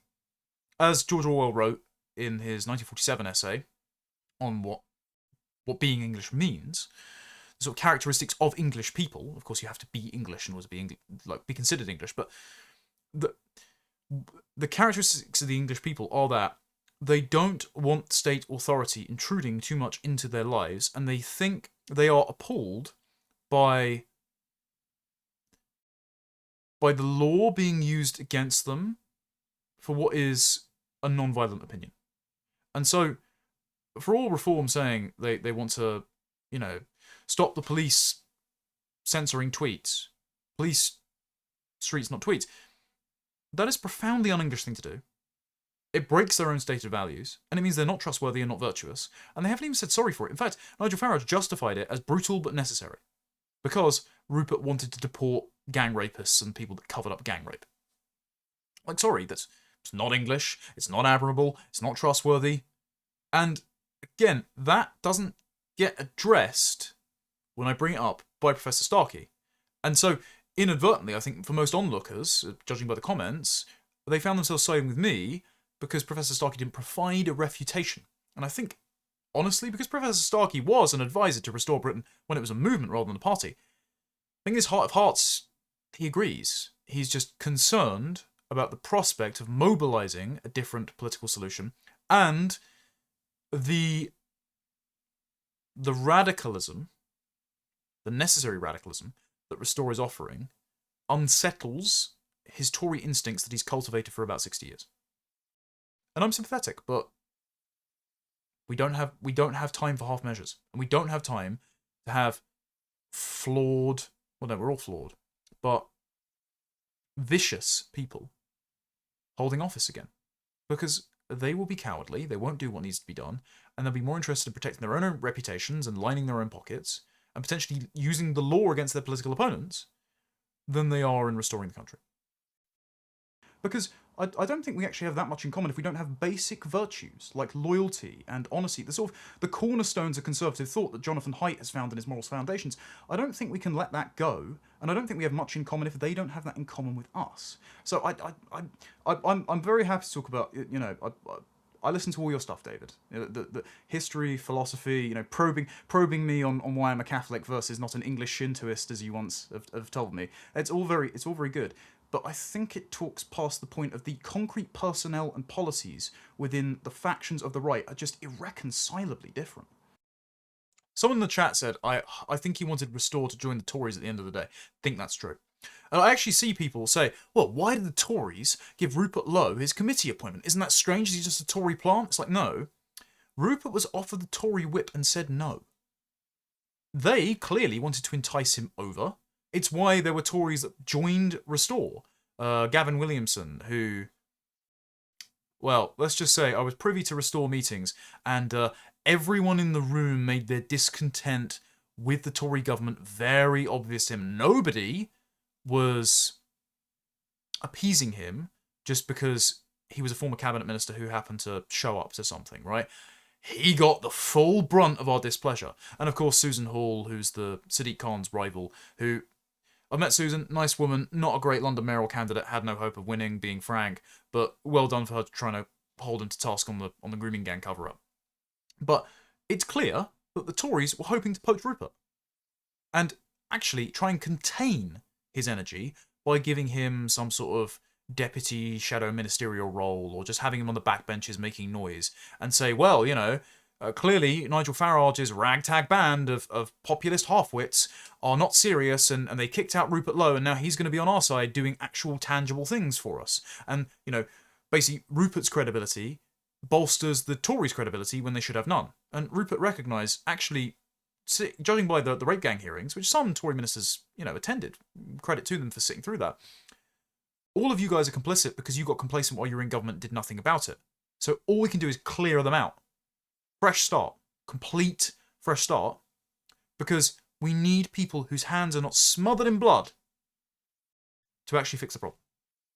And so, yeah, I'm sure Professor Starkey would have been very happy to see Rupert join the Tories, replenish his faith in the party that he wants faith in.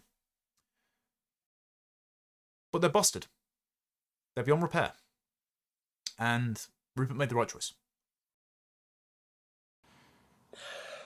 I hope you're wrong, but can I just, again, and I wasn't actually trying to make a personal point at all. No. I was using you as an example. I mean, if we look at why Catholicism has shifted from something profoundly mistrusted, remember, even at the beginning of the 20th century, a public Episcopal Catholic procession in canonicals aroused the then Prime Minister, Herbert Asquith, to denounce this wicked, foreign, preposterous idolatry. And he actually uses the word idolatrous. You know, this is the liberal.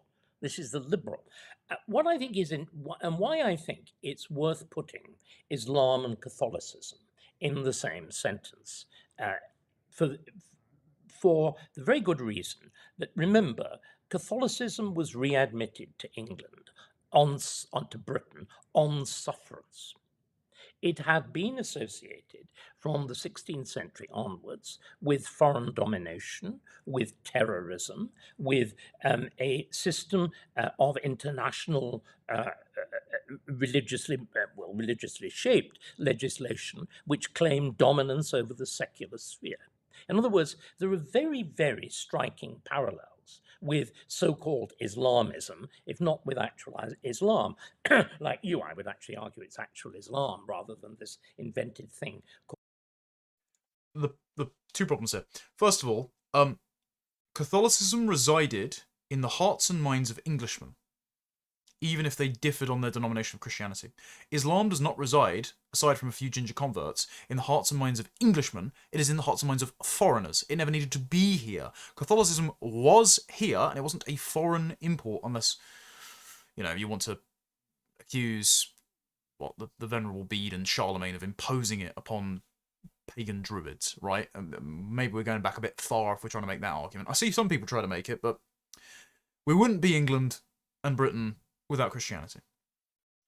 We would be even more so, England and Britain, without Islam or any Muslim in the country. Same goes for Hinduism, same goes for Sikhism, right? So, that is your first stumbling block. The second is, if you're going to use Catholicism as an example of how religious and cultural turmoil can be overcome, that is with the same peoples, native to the land, very close, not just geographic, but genetic proximity, and the same religion at root, just a different denomination. And it was really, really difficult. We fought basically a civil war over it. We had a whole couple of centuries of philosophical innovations over it, with the Glorious Revolution because of it. Perhaps not so glorious. We had Guy Fawkes, total patriot, near miss. As a joke, MI5 if you're watching. That was all with the same nation. The same ethnic groups. The same root religion. Try it with completely foreign peoples with much higher levels of clannishness and cousin marriage, with a religion that actively hates our own, it's never going to work. So, no comparison. Called Islamism. So why I think that even the echoes from the UAE, which you were talking about, I don't know whether you remember, I don't think you were there. It was the first ARC conference where I was a very reluctant attender because that sort of stuff isn't really me at all. But I found myself in one of those vast lobbies of the International Conference Centre, chased by a group of young men, all of whom were wearing tea towels, to be photographed with them. It was one of the funniest and strangest events of my life because, of course, they represent that fundamental Erastian tradition of the various Arab monarchies in which Islam is firmly under the control of the state. And you have rigorous supervision of the choices of imams, of the particular shades of Islam which are acceptable. And I wonder if we should, because even in the various definitions that you've been using, there are communities here which are settled, have full citizen rights and whatever. Whether, in fact, the model that was used as part of that process of the domestication of Catholicism, so that by the time you're into the 19th and more particularly the early 20th century, the whiff of sulfur, the literal whiff of dynamite of Guy Fawkes, and well, it was real. It was real. I know, I'm rather fond of it. Yes, but I'm sure you are. But it was real, and it was profoundly hostile to a Protestant state, and the Protestantism had become a fundamental part of its new politics, and it protected itself. It protected itself generally. Without persecution, but simply with the limitation of clergy and the limitation of the importation of legislation. And you see, one of the points that I want us to think about very seriously is Quick thing. I've just seen this in chat. Someone says, I'm Protestant. I do have concerns about Catholicism because of the issues caused in the US right now with the Pope disagreeing with Trump, although on this one I disagree. I agree with the Pope and not with Trump. That was that chat. It's clear from the Trump administration that despite Protestantism claiming sola scriptura, that instead, in the absence of hierarchy, people begin to make the hierarchy about themselves. And so you do get, just as you got, indulgences being paid directly to priests, which is one of the chief complaints that Martin Luther had, a completely legitimate one, you now get at the highest levels of a Protestant country with, I forget what's her name, Paula something, that's Trump's fraud of a White House spiritual advisor. You get people that capitalize on the charismatic movement and convince gullible African parishioners that they are channeling the Holy Spirit at them, forcing them to faint and talk in tongues. You get Joel Osteen and the megachurches, the prosperity gospel. It's not like Protestantism itself has prevented cults of personality and some quite balmy views. I mean, look, I've met some of the guys that go to Doug Wilson's church, and they're all upstanding guys. But Doug Wilson is a spiritual boomer, and Pete Hegseth seems to believe that he's on some sort of divinely ordained mission to rebuild the Second Temple. I mean, I'm just saying, and look at the current Church of England. I mean, it's a completely captured institution.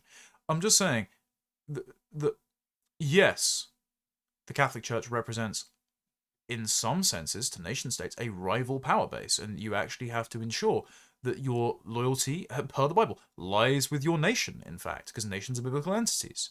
And when people say submit to Rome, I think it's best to regard the Pope as a moral authority who often, though not always, correctly interprets Scripture and applies it to ecclesiastical politics.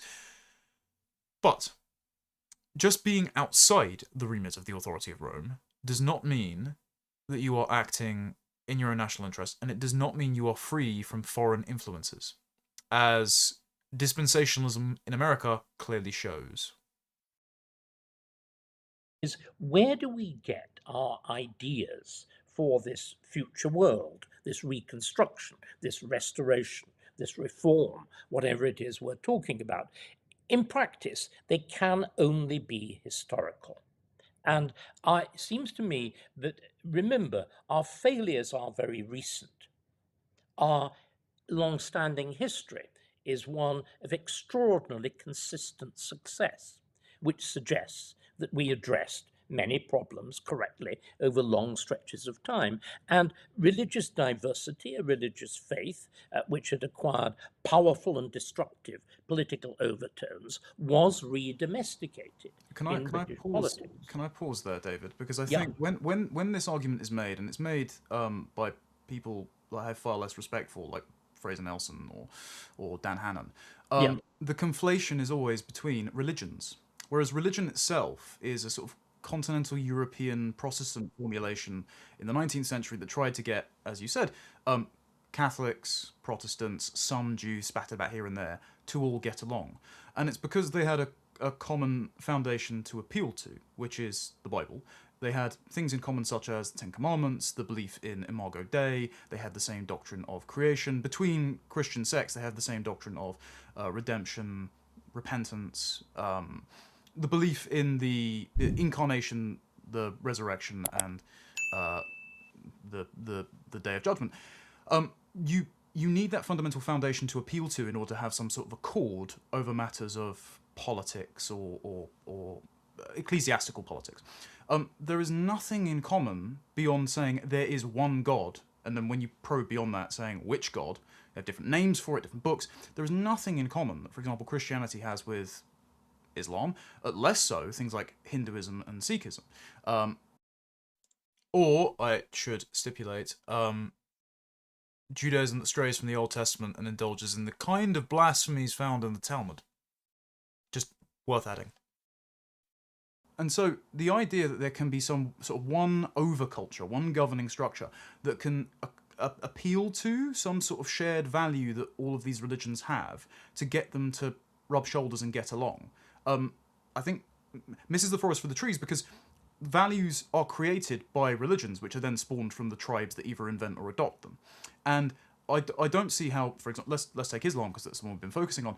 I don't see how Islam, which co-opts the Christian tradition to try and convert Christians in 7th century, what was then Syria, and then says, oh, by the way, on Judgment Day, Jesus is going to come back, renounce Christianity, say submit to Allah, break the cross, abolish the jizya, and say, once all the Jews have been killed on Judgment Days, like all the Muslims are right all along, and the Christians should fold themselves in. While the Quran and the Hadith say, behead Christians and subject the unbelievers to the jizya and treat them like dhimmis in their own lands. I don't see how there's something to appeal to there. And especially when, if you don't have the same doctrine as Imago Dei, right? The innocent human person has inalienable value, which is codified, if you want to say in secular fashion, in British documents like the Bill of Rights, like the Magna Carta, like Blackstone's formulation. They have biblical foundations, but they're also our English prejudices, our history. Islam doesn't have any of that. Muslim countries don't have any of that, by either historical tradition or scripture. And so I don't see how you appeal to that. And I also don't see why, and this has been my long-standing debate with Catherine Burbelsing, why we should have to make concessions to our own identity to encompass its antonyms when there has been no democratic consent for mass migration or multiculturalism. And her response has always been, well, it's happened, so we have to work with it. Almost in, Burkean fashion. a change has happened and we have to reroute it back to our traditions. And I would just say, actually, this change can be undone. Whether or not they're settled, and here's where I'm not speaking for Restore, I just want to reiterate that, whether or not they're settled, the Home Secretary possesses executive powers to strip citizenships. Like, everyone's calling to do it for El Fatah. Everyone's supporting it for Shumaima Begum. Why not for everyone that thinks like them, that acts like them, that has stolen parts of our country from us? Like, why should we have to accept and pay for and accommodate that change by marshalling the state, by redefining our identity, and by trying to reinterpret our own history to encompass traditions that have no correspondence with it? Me and a lot of young men are just going, sorry, we just don't want to accept this.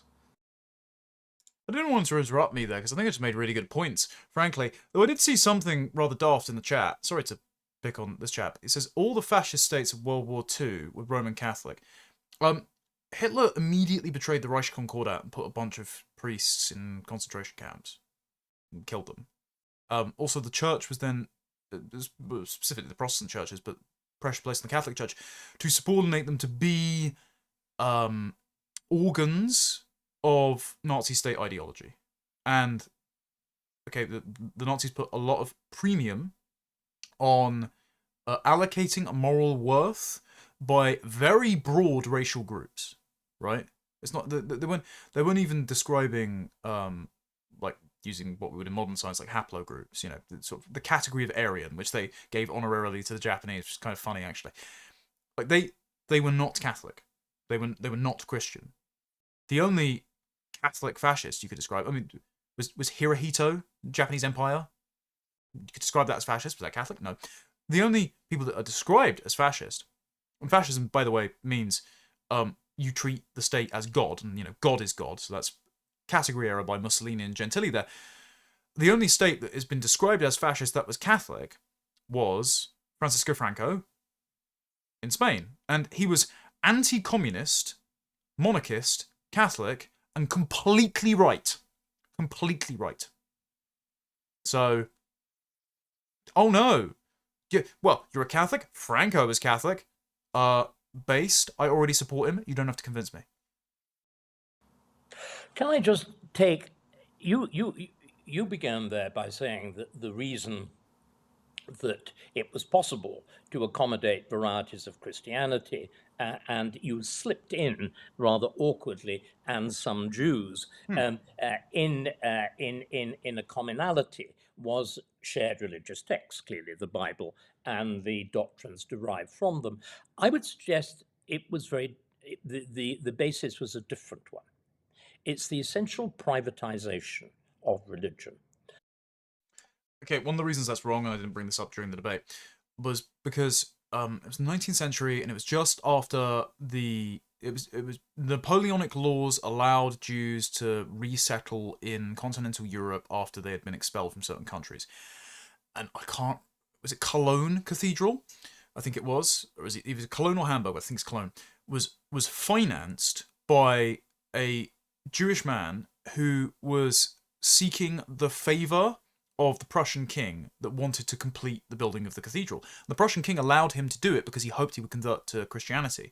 But instead, he was looking for special dispensation as a Jew, living among Jews, because he was showing a deference to the state religion and therefore the state power. And so, no, it's not because of the fundamental distinction between private and public.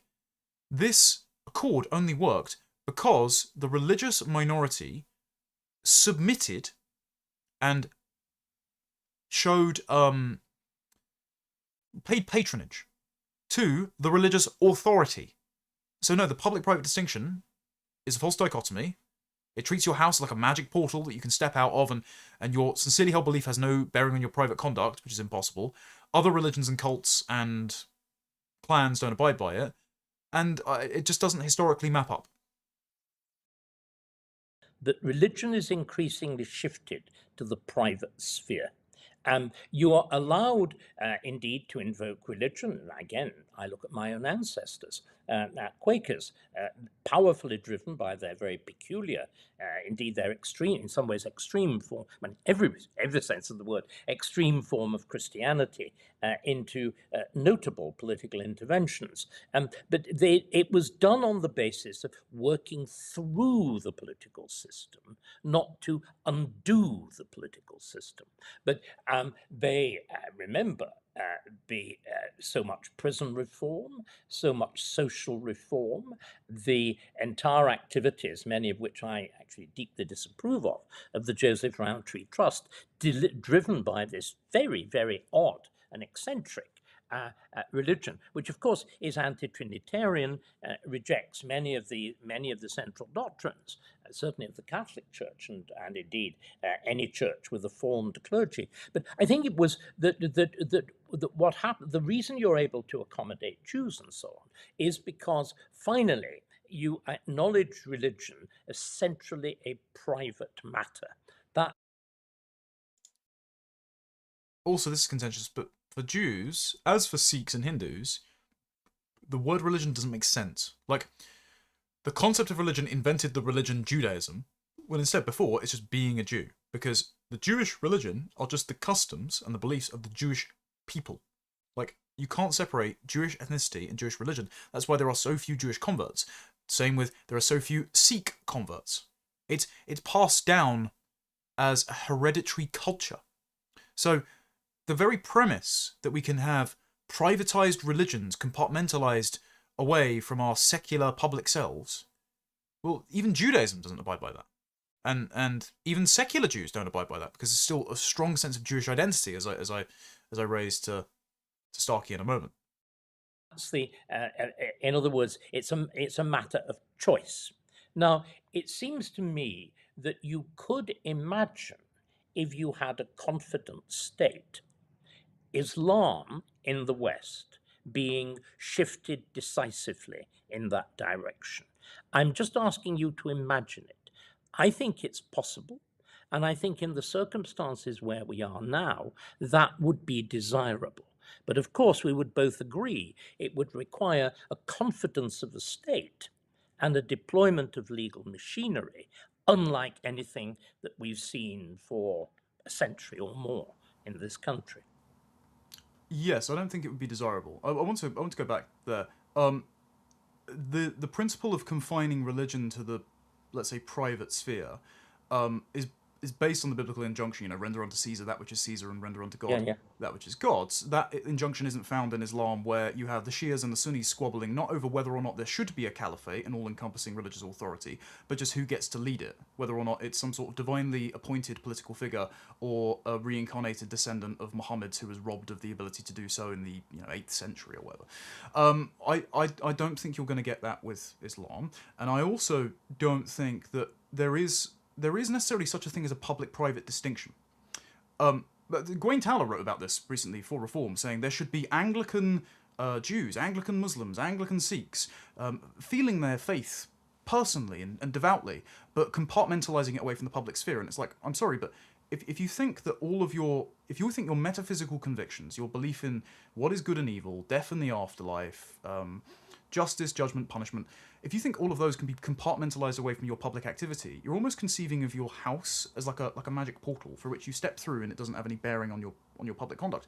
And I don't think that's the case. And I think also there is a vacuum in politics that will then be filled by other agendas. I think this is where ideology has rushed in. Socialism, from the 19th and 20th centuries, has preyed upon the Christian feeling of our country. I think Tom Holland's quite good on this, of compassion for the weak, and has taken that and runaway fashion has now found its apotheosis in some part of the Green Party, where they want to abolish our borders and have unlimited welfare and not stigmatise various lifestyle choices or drug use. And also, I will say, and this is perhaps very contentious, David, I think when I say some Jews, I mean some Jews. There have been, ever since Cromwell brought them back, there have been Jews in Britain for the last few hundred years. But clearly, judging by foreign policy debates since the atrocities of October the 7th, the interests of Jews as a people, whether or not it's religious, but it certainly is sort of tribal, ethnic, and religious, it's all sort of bound up together in an old world manner. It clearly has a bearing on our politics, and it has a bearing in such a way that not just Christianity, but English peoplehood does not. And you have people who, like, whether it's Danny Finkelstein from the Conservatives or Barbara Roach from Labour, who say that we have to have certain immigration laws because the Jews were persecuted in the 1940s rather, 20th century, and therefore every Albanian and his son who doesn't like foreign chicken nuggets is exactly the same, and so we have to keep the ECHR on the books. So because of this intractable religious and ethnic identity, we have to live under a certain set of laws. And I'm sorry, if that's possible, I think if we have to refocus our politics around protecting religious minorities, or if we have to protect the ability for Israel to exist as a nation by and for Jewish people, then why can't we refocus our politics around our history, our tradition, our Christian faith, and our identity? Like, why can't we just have what Israel has, but for England?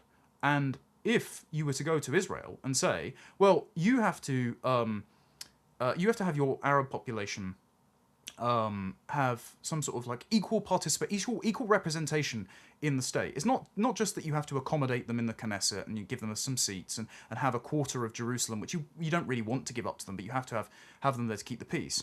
You have to have your state secularized to basically accommodate them. They would laugh in your face, and I think they would be quite right to do so, and so I don't think we should do that. I don't think it's desirable to actually accommodate Islam. I don't think we should try to imagine that. I think we should just work to get rid of it.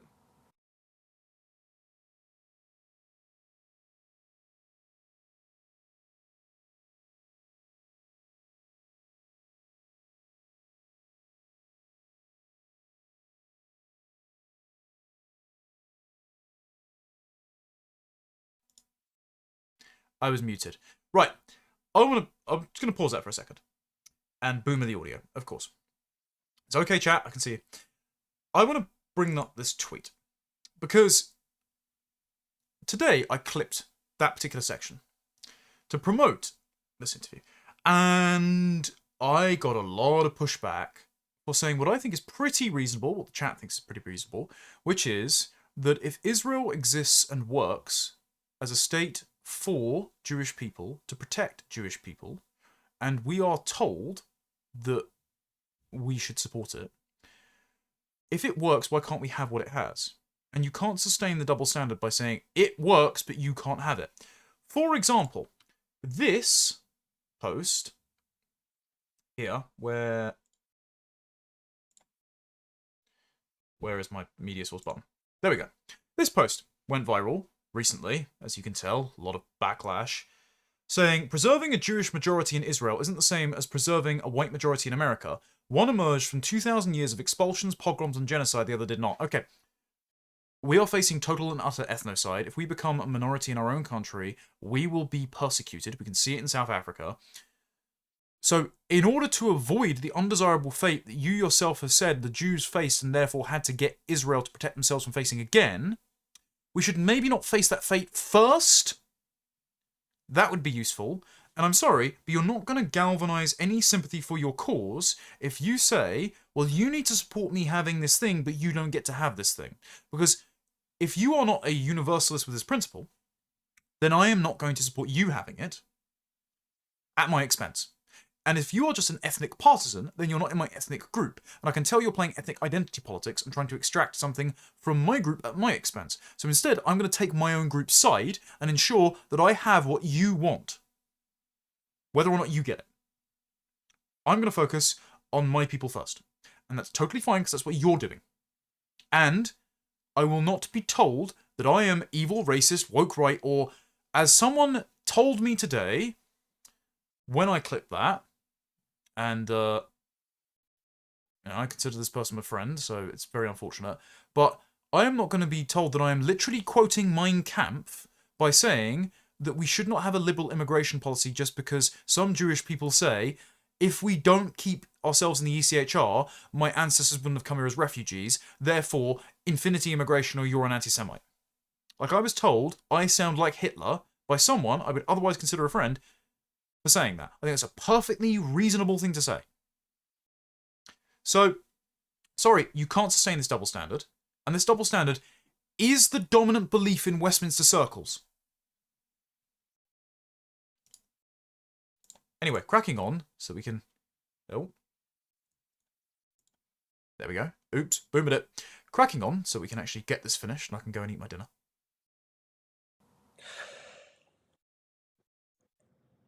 I think that that is an answer which is a very 17th century answer in terms of our history, which would have got rid of you. I'm being very serious. I mean, if one looks at the record of ultramontane Catholicism and the murder of rulers, it's at least as effective as that of Islam in recent years. The use of mass terrorism, the St. Bartholomew and whatever. It's all there. So David, but no, just no, but, please. yeah, go. Just let me make the point. And nevertheless, this extremely dangerous, and it was extremely dangerous. Look at the destabilization of France in the 16th century. This extremely dangerous ultramontane religion, claiming the authority of unintermediated God over politics, which is exactly what the worst types of Islam do, and is exemplified, of course, by the theocratic regime in Iran. I'm giving you a different vision. I'm saying that what happened to religion in Britain, it was from directly by Henry VIII and then with the shifting politics of the 17th century, it was subject to what was called Erastianism. What happened, if we look at the fruits of these efforts, sorry to pause, Professor Starkey, and by their fruits we shall know them. You destroyed our traditional religion, the givens upon which our entire culture, history, law, state rests, and into that vacuum flooded ideology, Islam, foreign culture.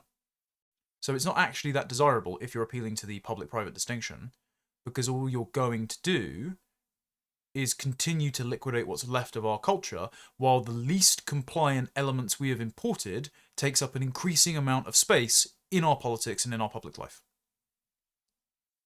It was made to serve the interests of the state, which by definition puts it semi into the private sphere until it's finally fully shifted there. So you even all that's left of the established church is a kind of shell, a shell of public ritual, the thing that I call English Shinto. Now it does seem to me that it would be possible. It would be possible to do something like this to Islam.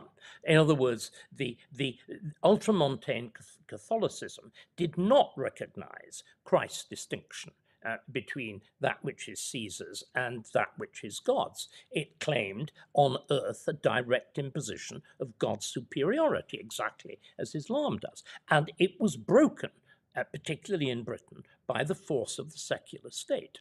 And what I'm suggesting is this would be an extremely effective way of handling what we both agree is a profoundly intractable problem. Jesus was not a political figure. Muhammad is.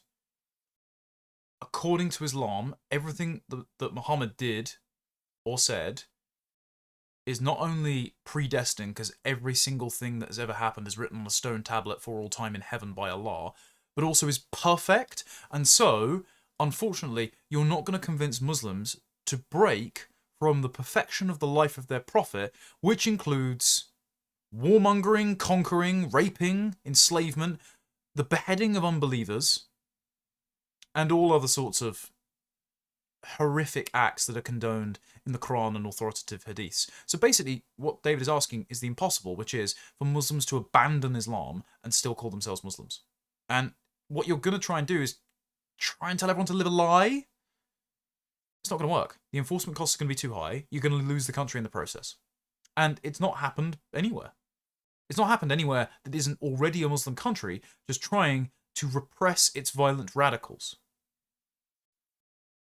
But of course, all of these things don't compete on the same field. And this again, and we'll conclude on this, I think. And in other words, I'm not saying let's stop now, but the very question of identity, this vexed thing that that everybody has been talking round, waltzing round, nibbling round. Do you actually think that there is such a thing as a British nation? Ooh. Well, there's certainly the construct in terms of the union of England, Scotland, Wales, and Ireland. But in terms of, if we're speaking about nations as in peoples, which is the traditional definition, then you would say, yeah, the Anglo-Celtic peoples, which is why our colonies reliably produce the same results. And even though there's a bit of ethnic tension and banter between the various regions, they're more cohesive than most other nations we would describe as nations. I mean, Hungary describes itself as, upwards of 85% Magyar, and they've had mass population exchanges because they're a landlocked European country, whereas, we have genetic continuity upwards of 90% between, was it 927 and 1927? We, as you've even quoted on your show before, David, we had less immigration between 1066 and the Second World War since Tony Blair. No wonder he abolished the penalty of hanging for treason. I'd rewind very briefly, but I think it's bound up in this. In the countries that you cite, I understand that Britain has been uniquely successful in its endeavours to, insofar as it exists, compartmentalise public and private among Christian denominations. But in the nations that you've cited, where they've kept the more doctrinaire and violent elements of Islam under control, they're all Muslim nations. And so I would just suggest that what you're going to get if you try to keep accommodating Islam is a Muslim nation which keeps other denominations of Muslims in check and allows Christians and Jews and other minorities to live there as second-class citizens, rather than a secular British state that keeps all religions sort of together. And so I don't think this is desirable. It's not desired by the majority of the public. It's not desired by a majority of Reform's own supporters. It's certainly not desired by Restore Britons. And I don't think we should have to accept that settlement if people don't want it. I think we should instead just sort of get rid of it. Anyway, continue down your line of questioning. Yeah, thank you. What I'm trying to say is that there isn't such a thing as a British nation. You came up with this weird formula of Anglo-Celtic or whatever it was. Talk about a mouthful. That's what the Australians call themselves. I mean, America is Anglo-Protestant and Scotch-Irish. And then later on, you had a spattering of Jews, Irish, and Italians thrown in. So Anglo-Celtic is a perfectly normal formulation to describe the ethnic groups that constitute the British Isles. I don't understand why Starkey thought that was a weird formulation. It's just an accurate descriptor.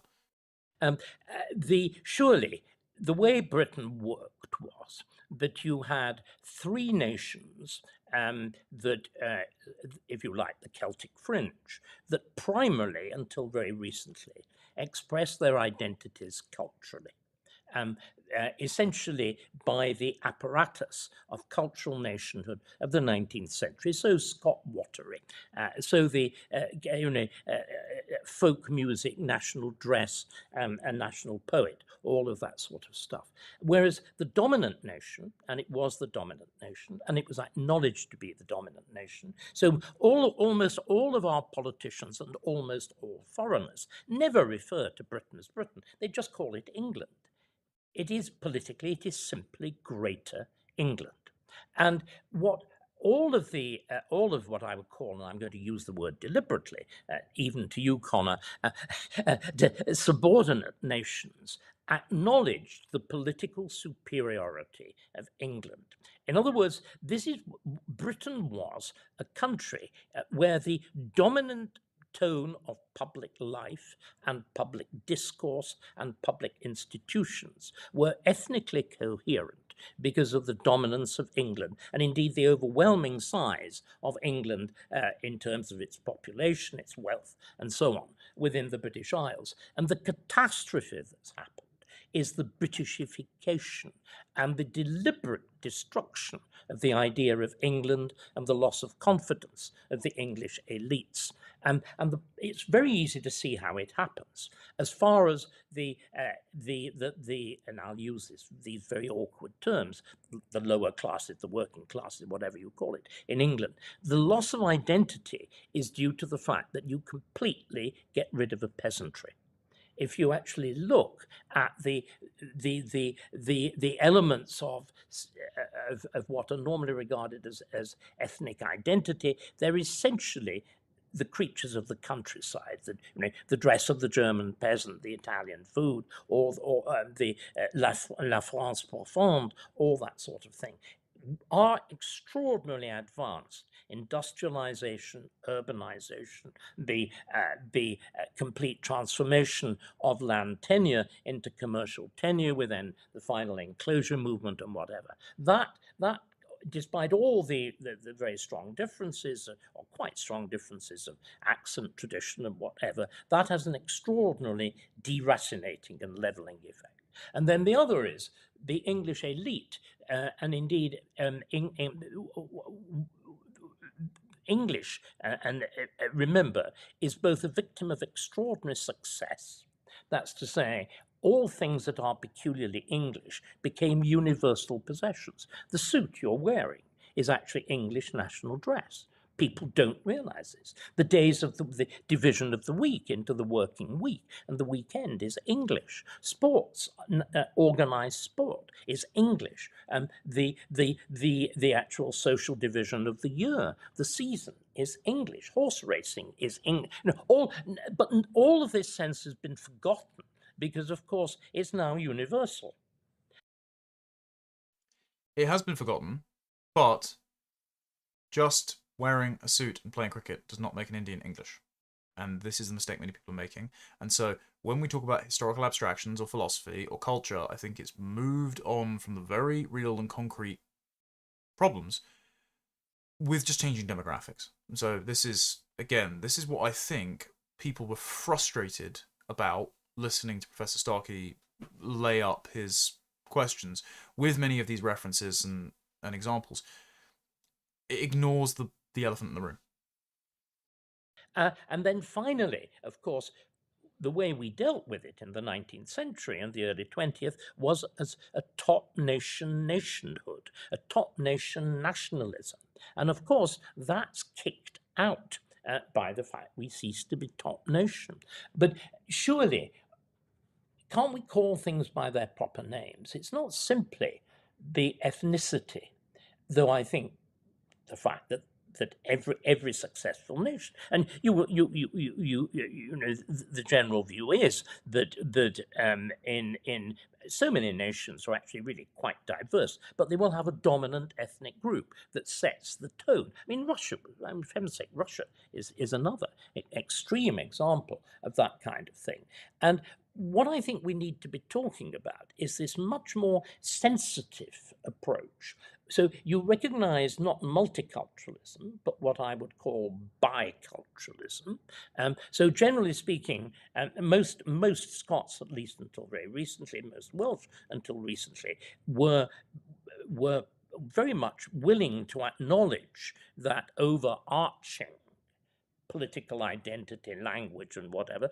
Obviously, Ireland separated itself from that, and with an acute division within Ireland and Irish politics. But this very diversity surely offers us a genuine chance of accommodating some of, by no means all, some of the diversity which has been foisted on us, and I agree completely, it's been foisted. Also recognizing that some of the groups have accommodated very well to what I would call this double identity, not a multiple identity, but to a double identity, and accept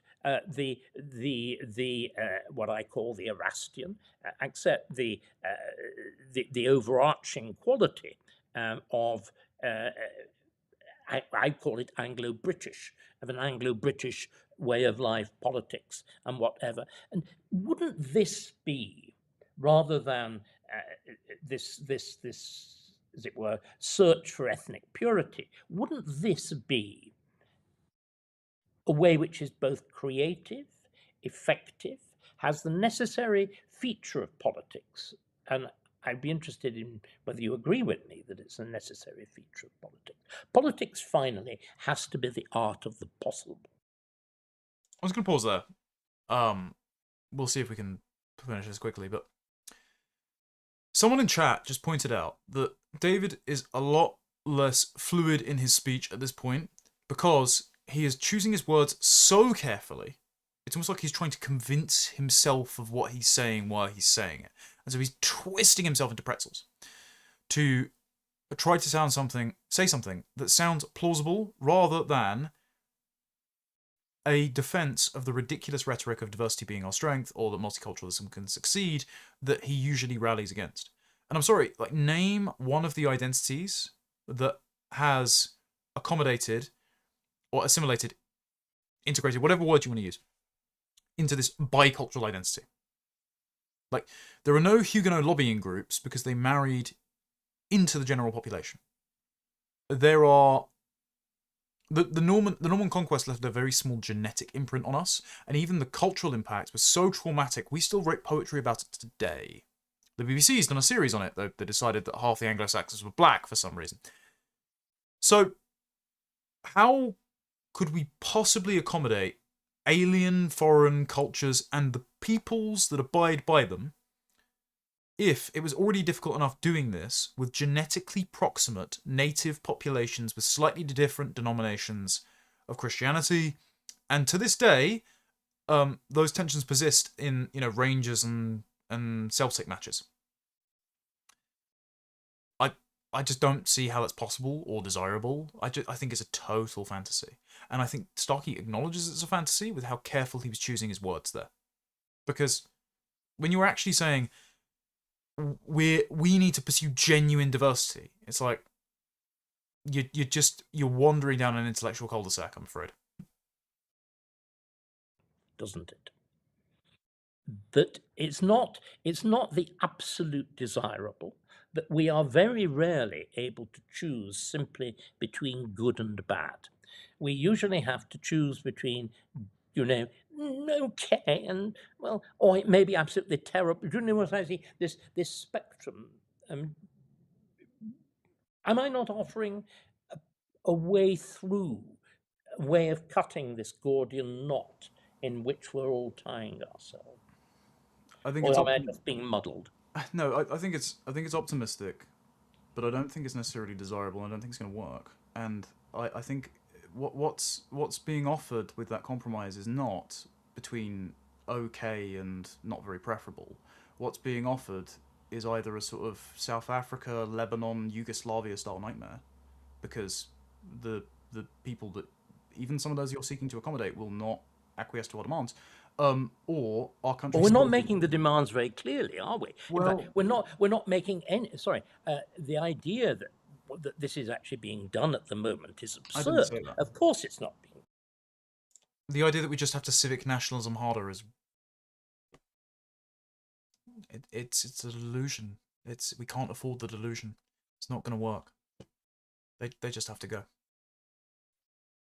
I'm not saying that. I'm saying even your demands, David. I don't think they'll acquiesce to them. Or if they do, it still won't be a recognisable country, and it will have been done without, again, as you agree, the express consent of the people it's been done to. One of the reasons I don't think it's going to work is because we've been speaking about religion as a kind of detached, values, proposition-based thing, like cultural identity and that. But I think Bernard Yack's done a really good book on this back in 2013 called Nationalism and the Moral Psychology of Community. Nations are lateral and lineal concepts. So you've got the lineal bonds of ancestry, which is ethnicity, families of families, and you've got the lateral bonds of culture and solidarity. And you often, not always, but overwhelmingly often, have to belong to the linear bond in order to share the frame of reference to have the lateral bond. The only exceptions, and you may balk at a biblical reference here, but I actually agree with James Orr of Reform on this. The only exception is modelled by Ruth the Moabite in the Bible, where you get those very rare people who say, your people is my people, your God is my God, I renounce my former tribe, and I will marry into your tribe and fight alongside you.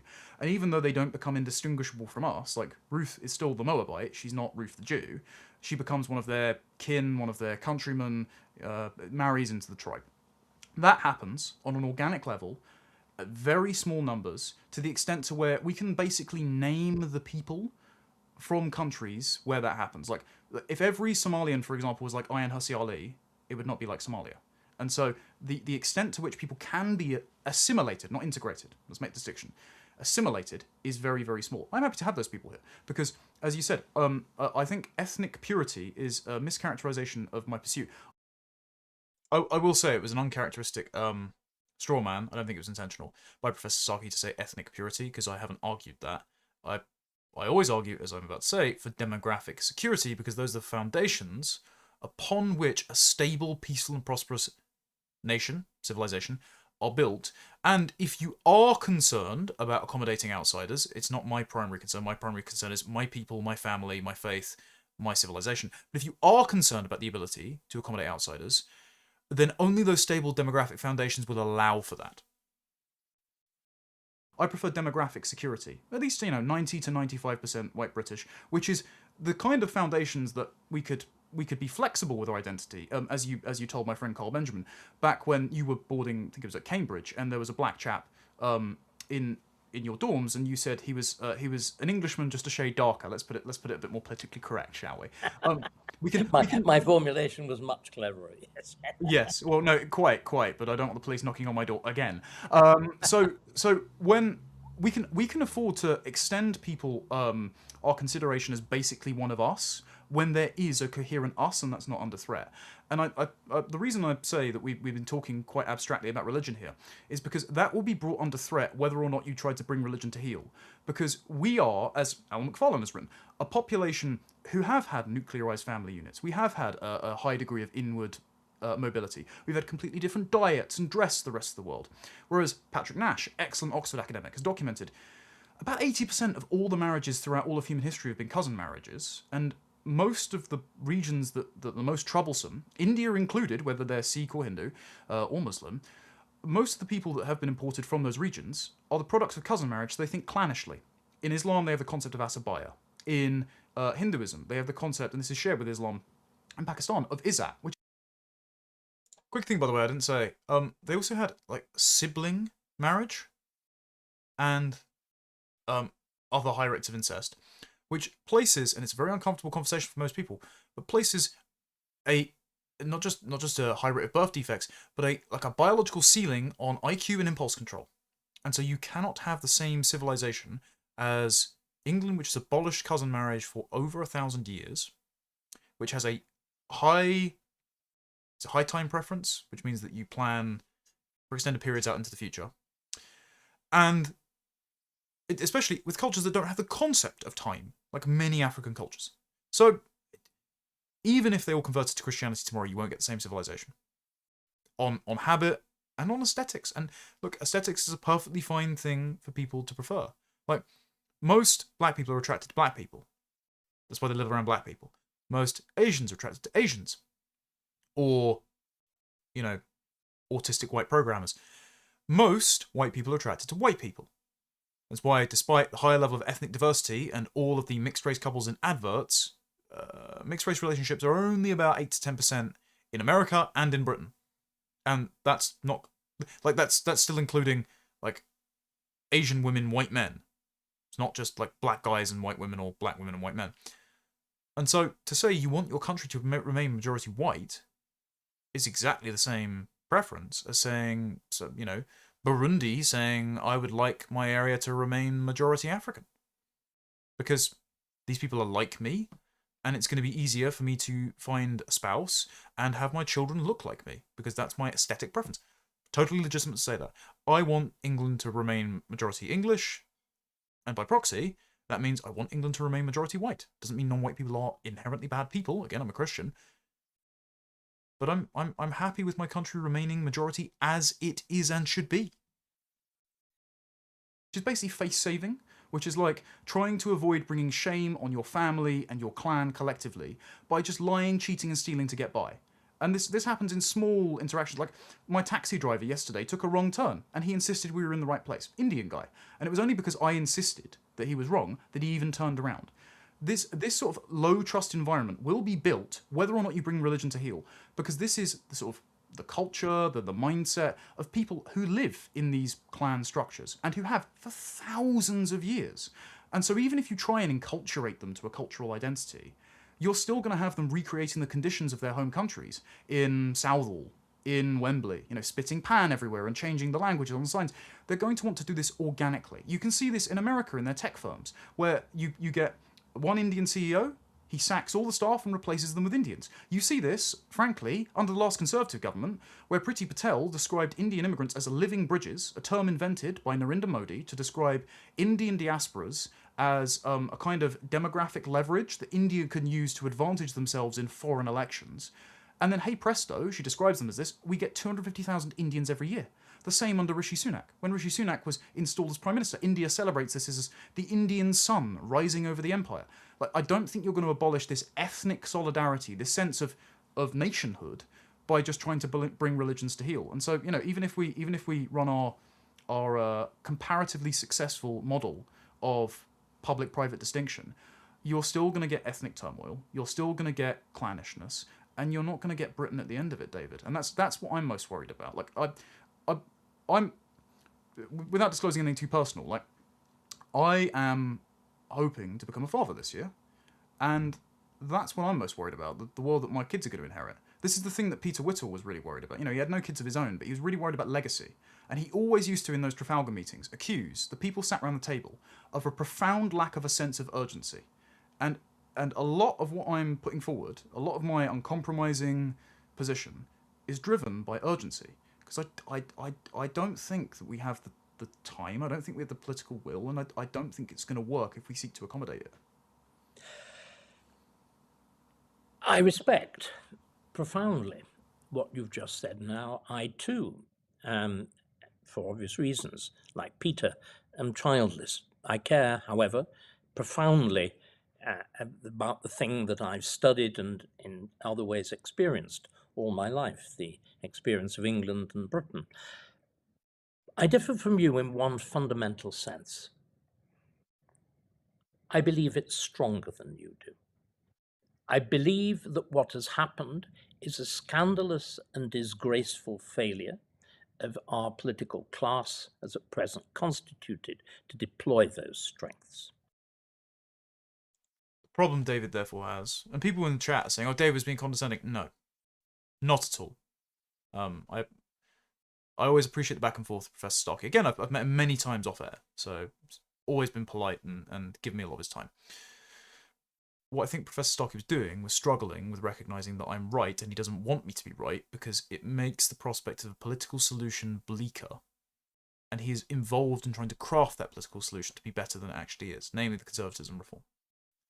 And so I think this was a conversation between a boomer and a zoomer, and this is the first conversation where the boomer has not tried to shut the conversation down, but has gradually accepted that the zoomer opinion is legitimate and is a product of its time, and that their optimism is a product of its time, and the changing circumstances mean that that optimism is no longer adequate for actually fixing the problem. And while he says he believes Britain is stronger than I do, I believe Britain's people are very strong, very resilient, best in the world.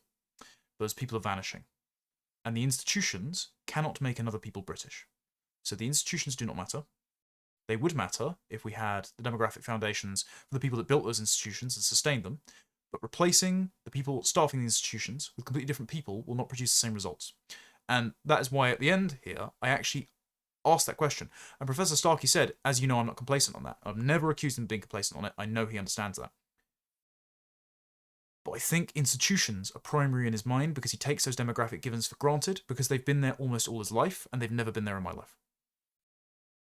And so I think about those first and foremost. And what I want to do is foreground that pressing demographic question in Professor Starkey's mind, because the institutional and cultural questions are secondary to that demographic question.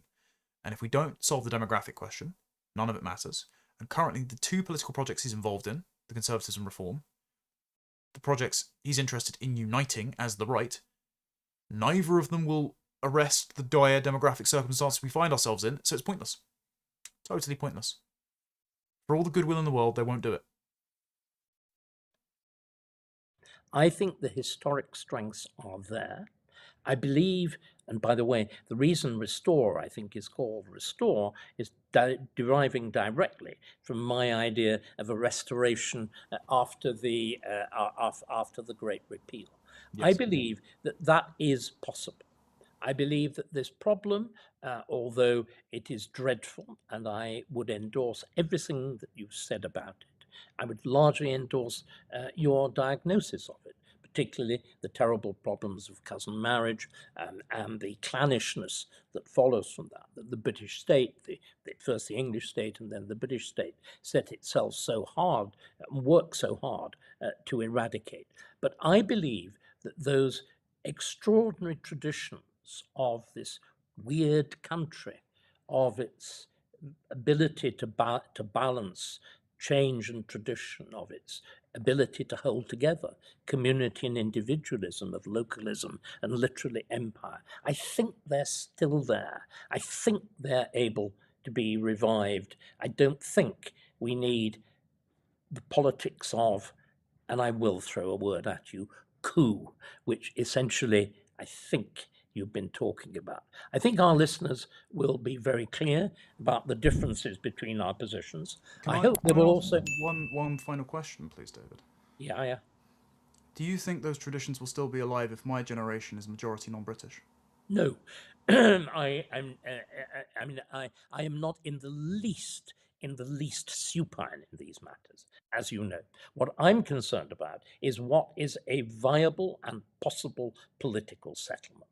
I believe in political settlements. One of, again, the great glories of our country is that we have avoided political violence, that we have been able to achieve most extraordinary reconciliations within a continuous political tradition.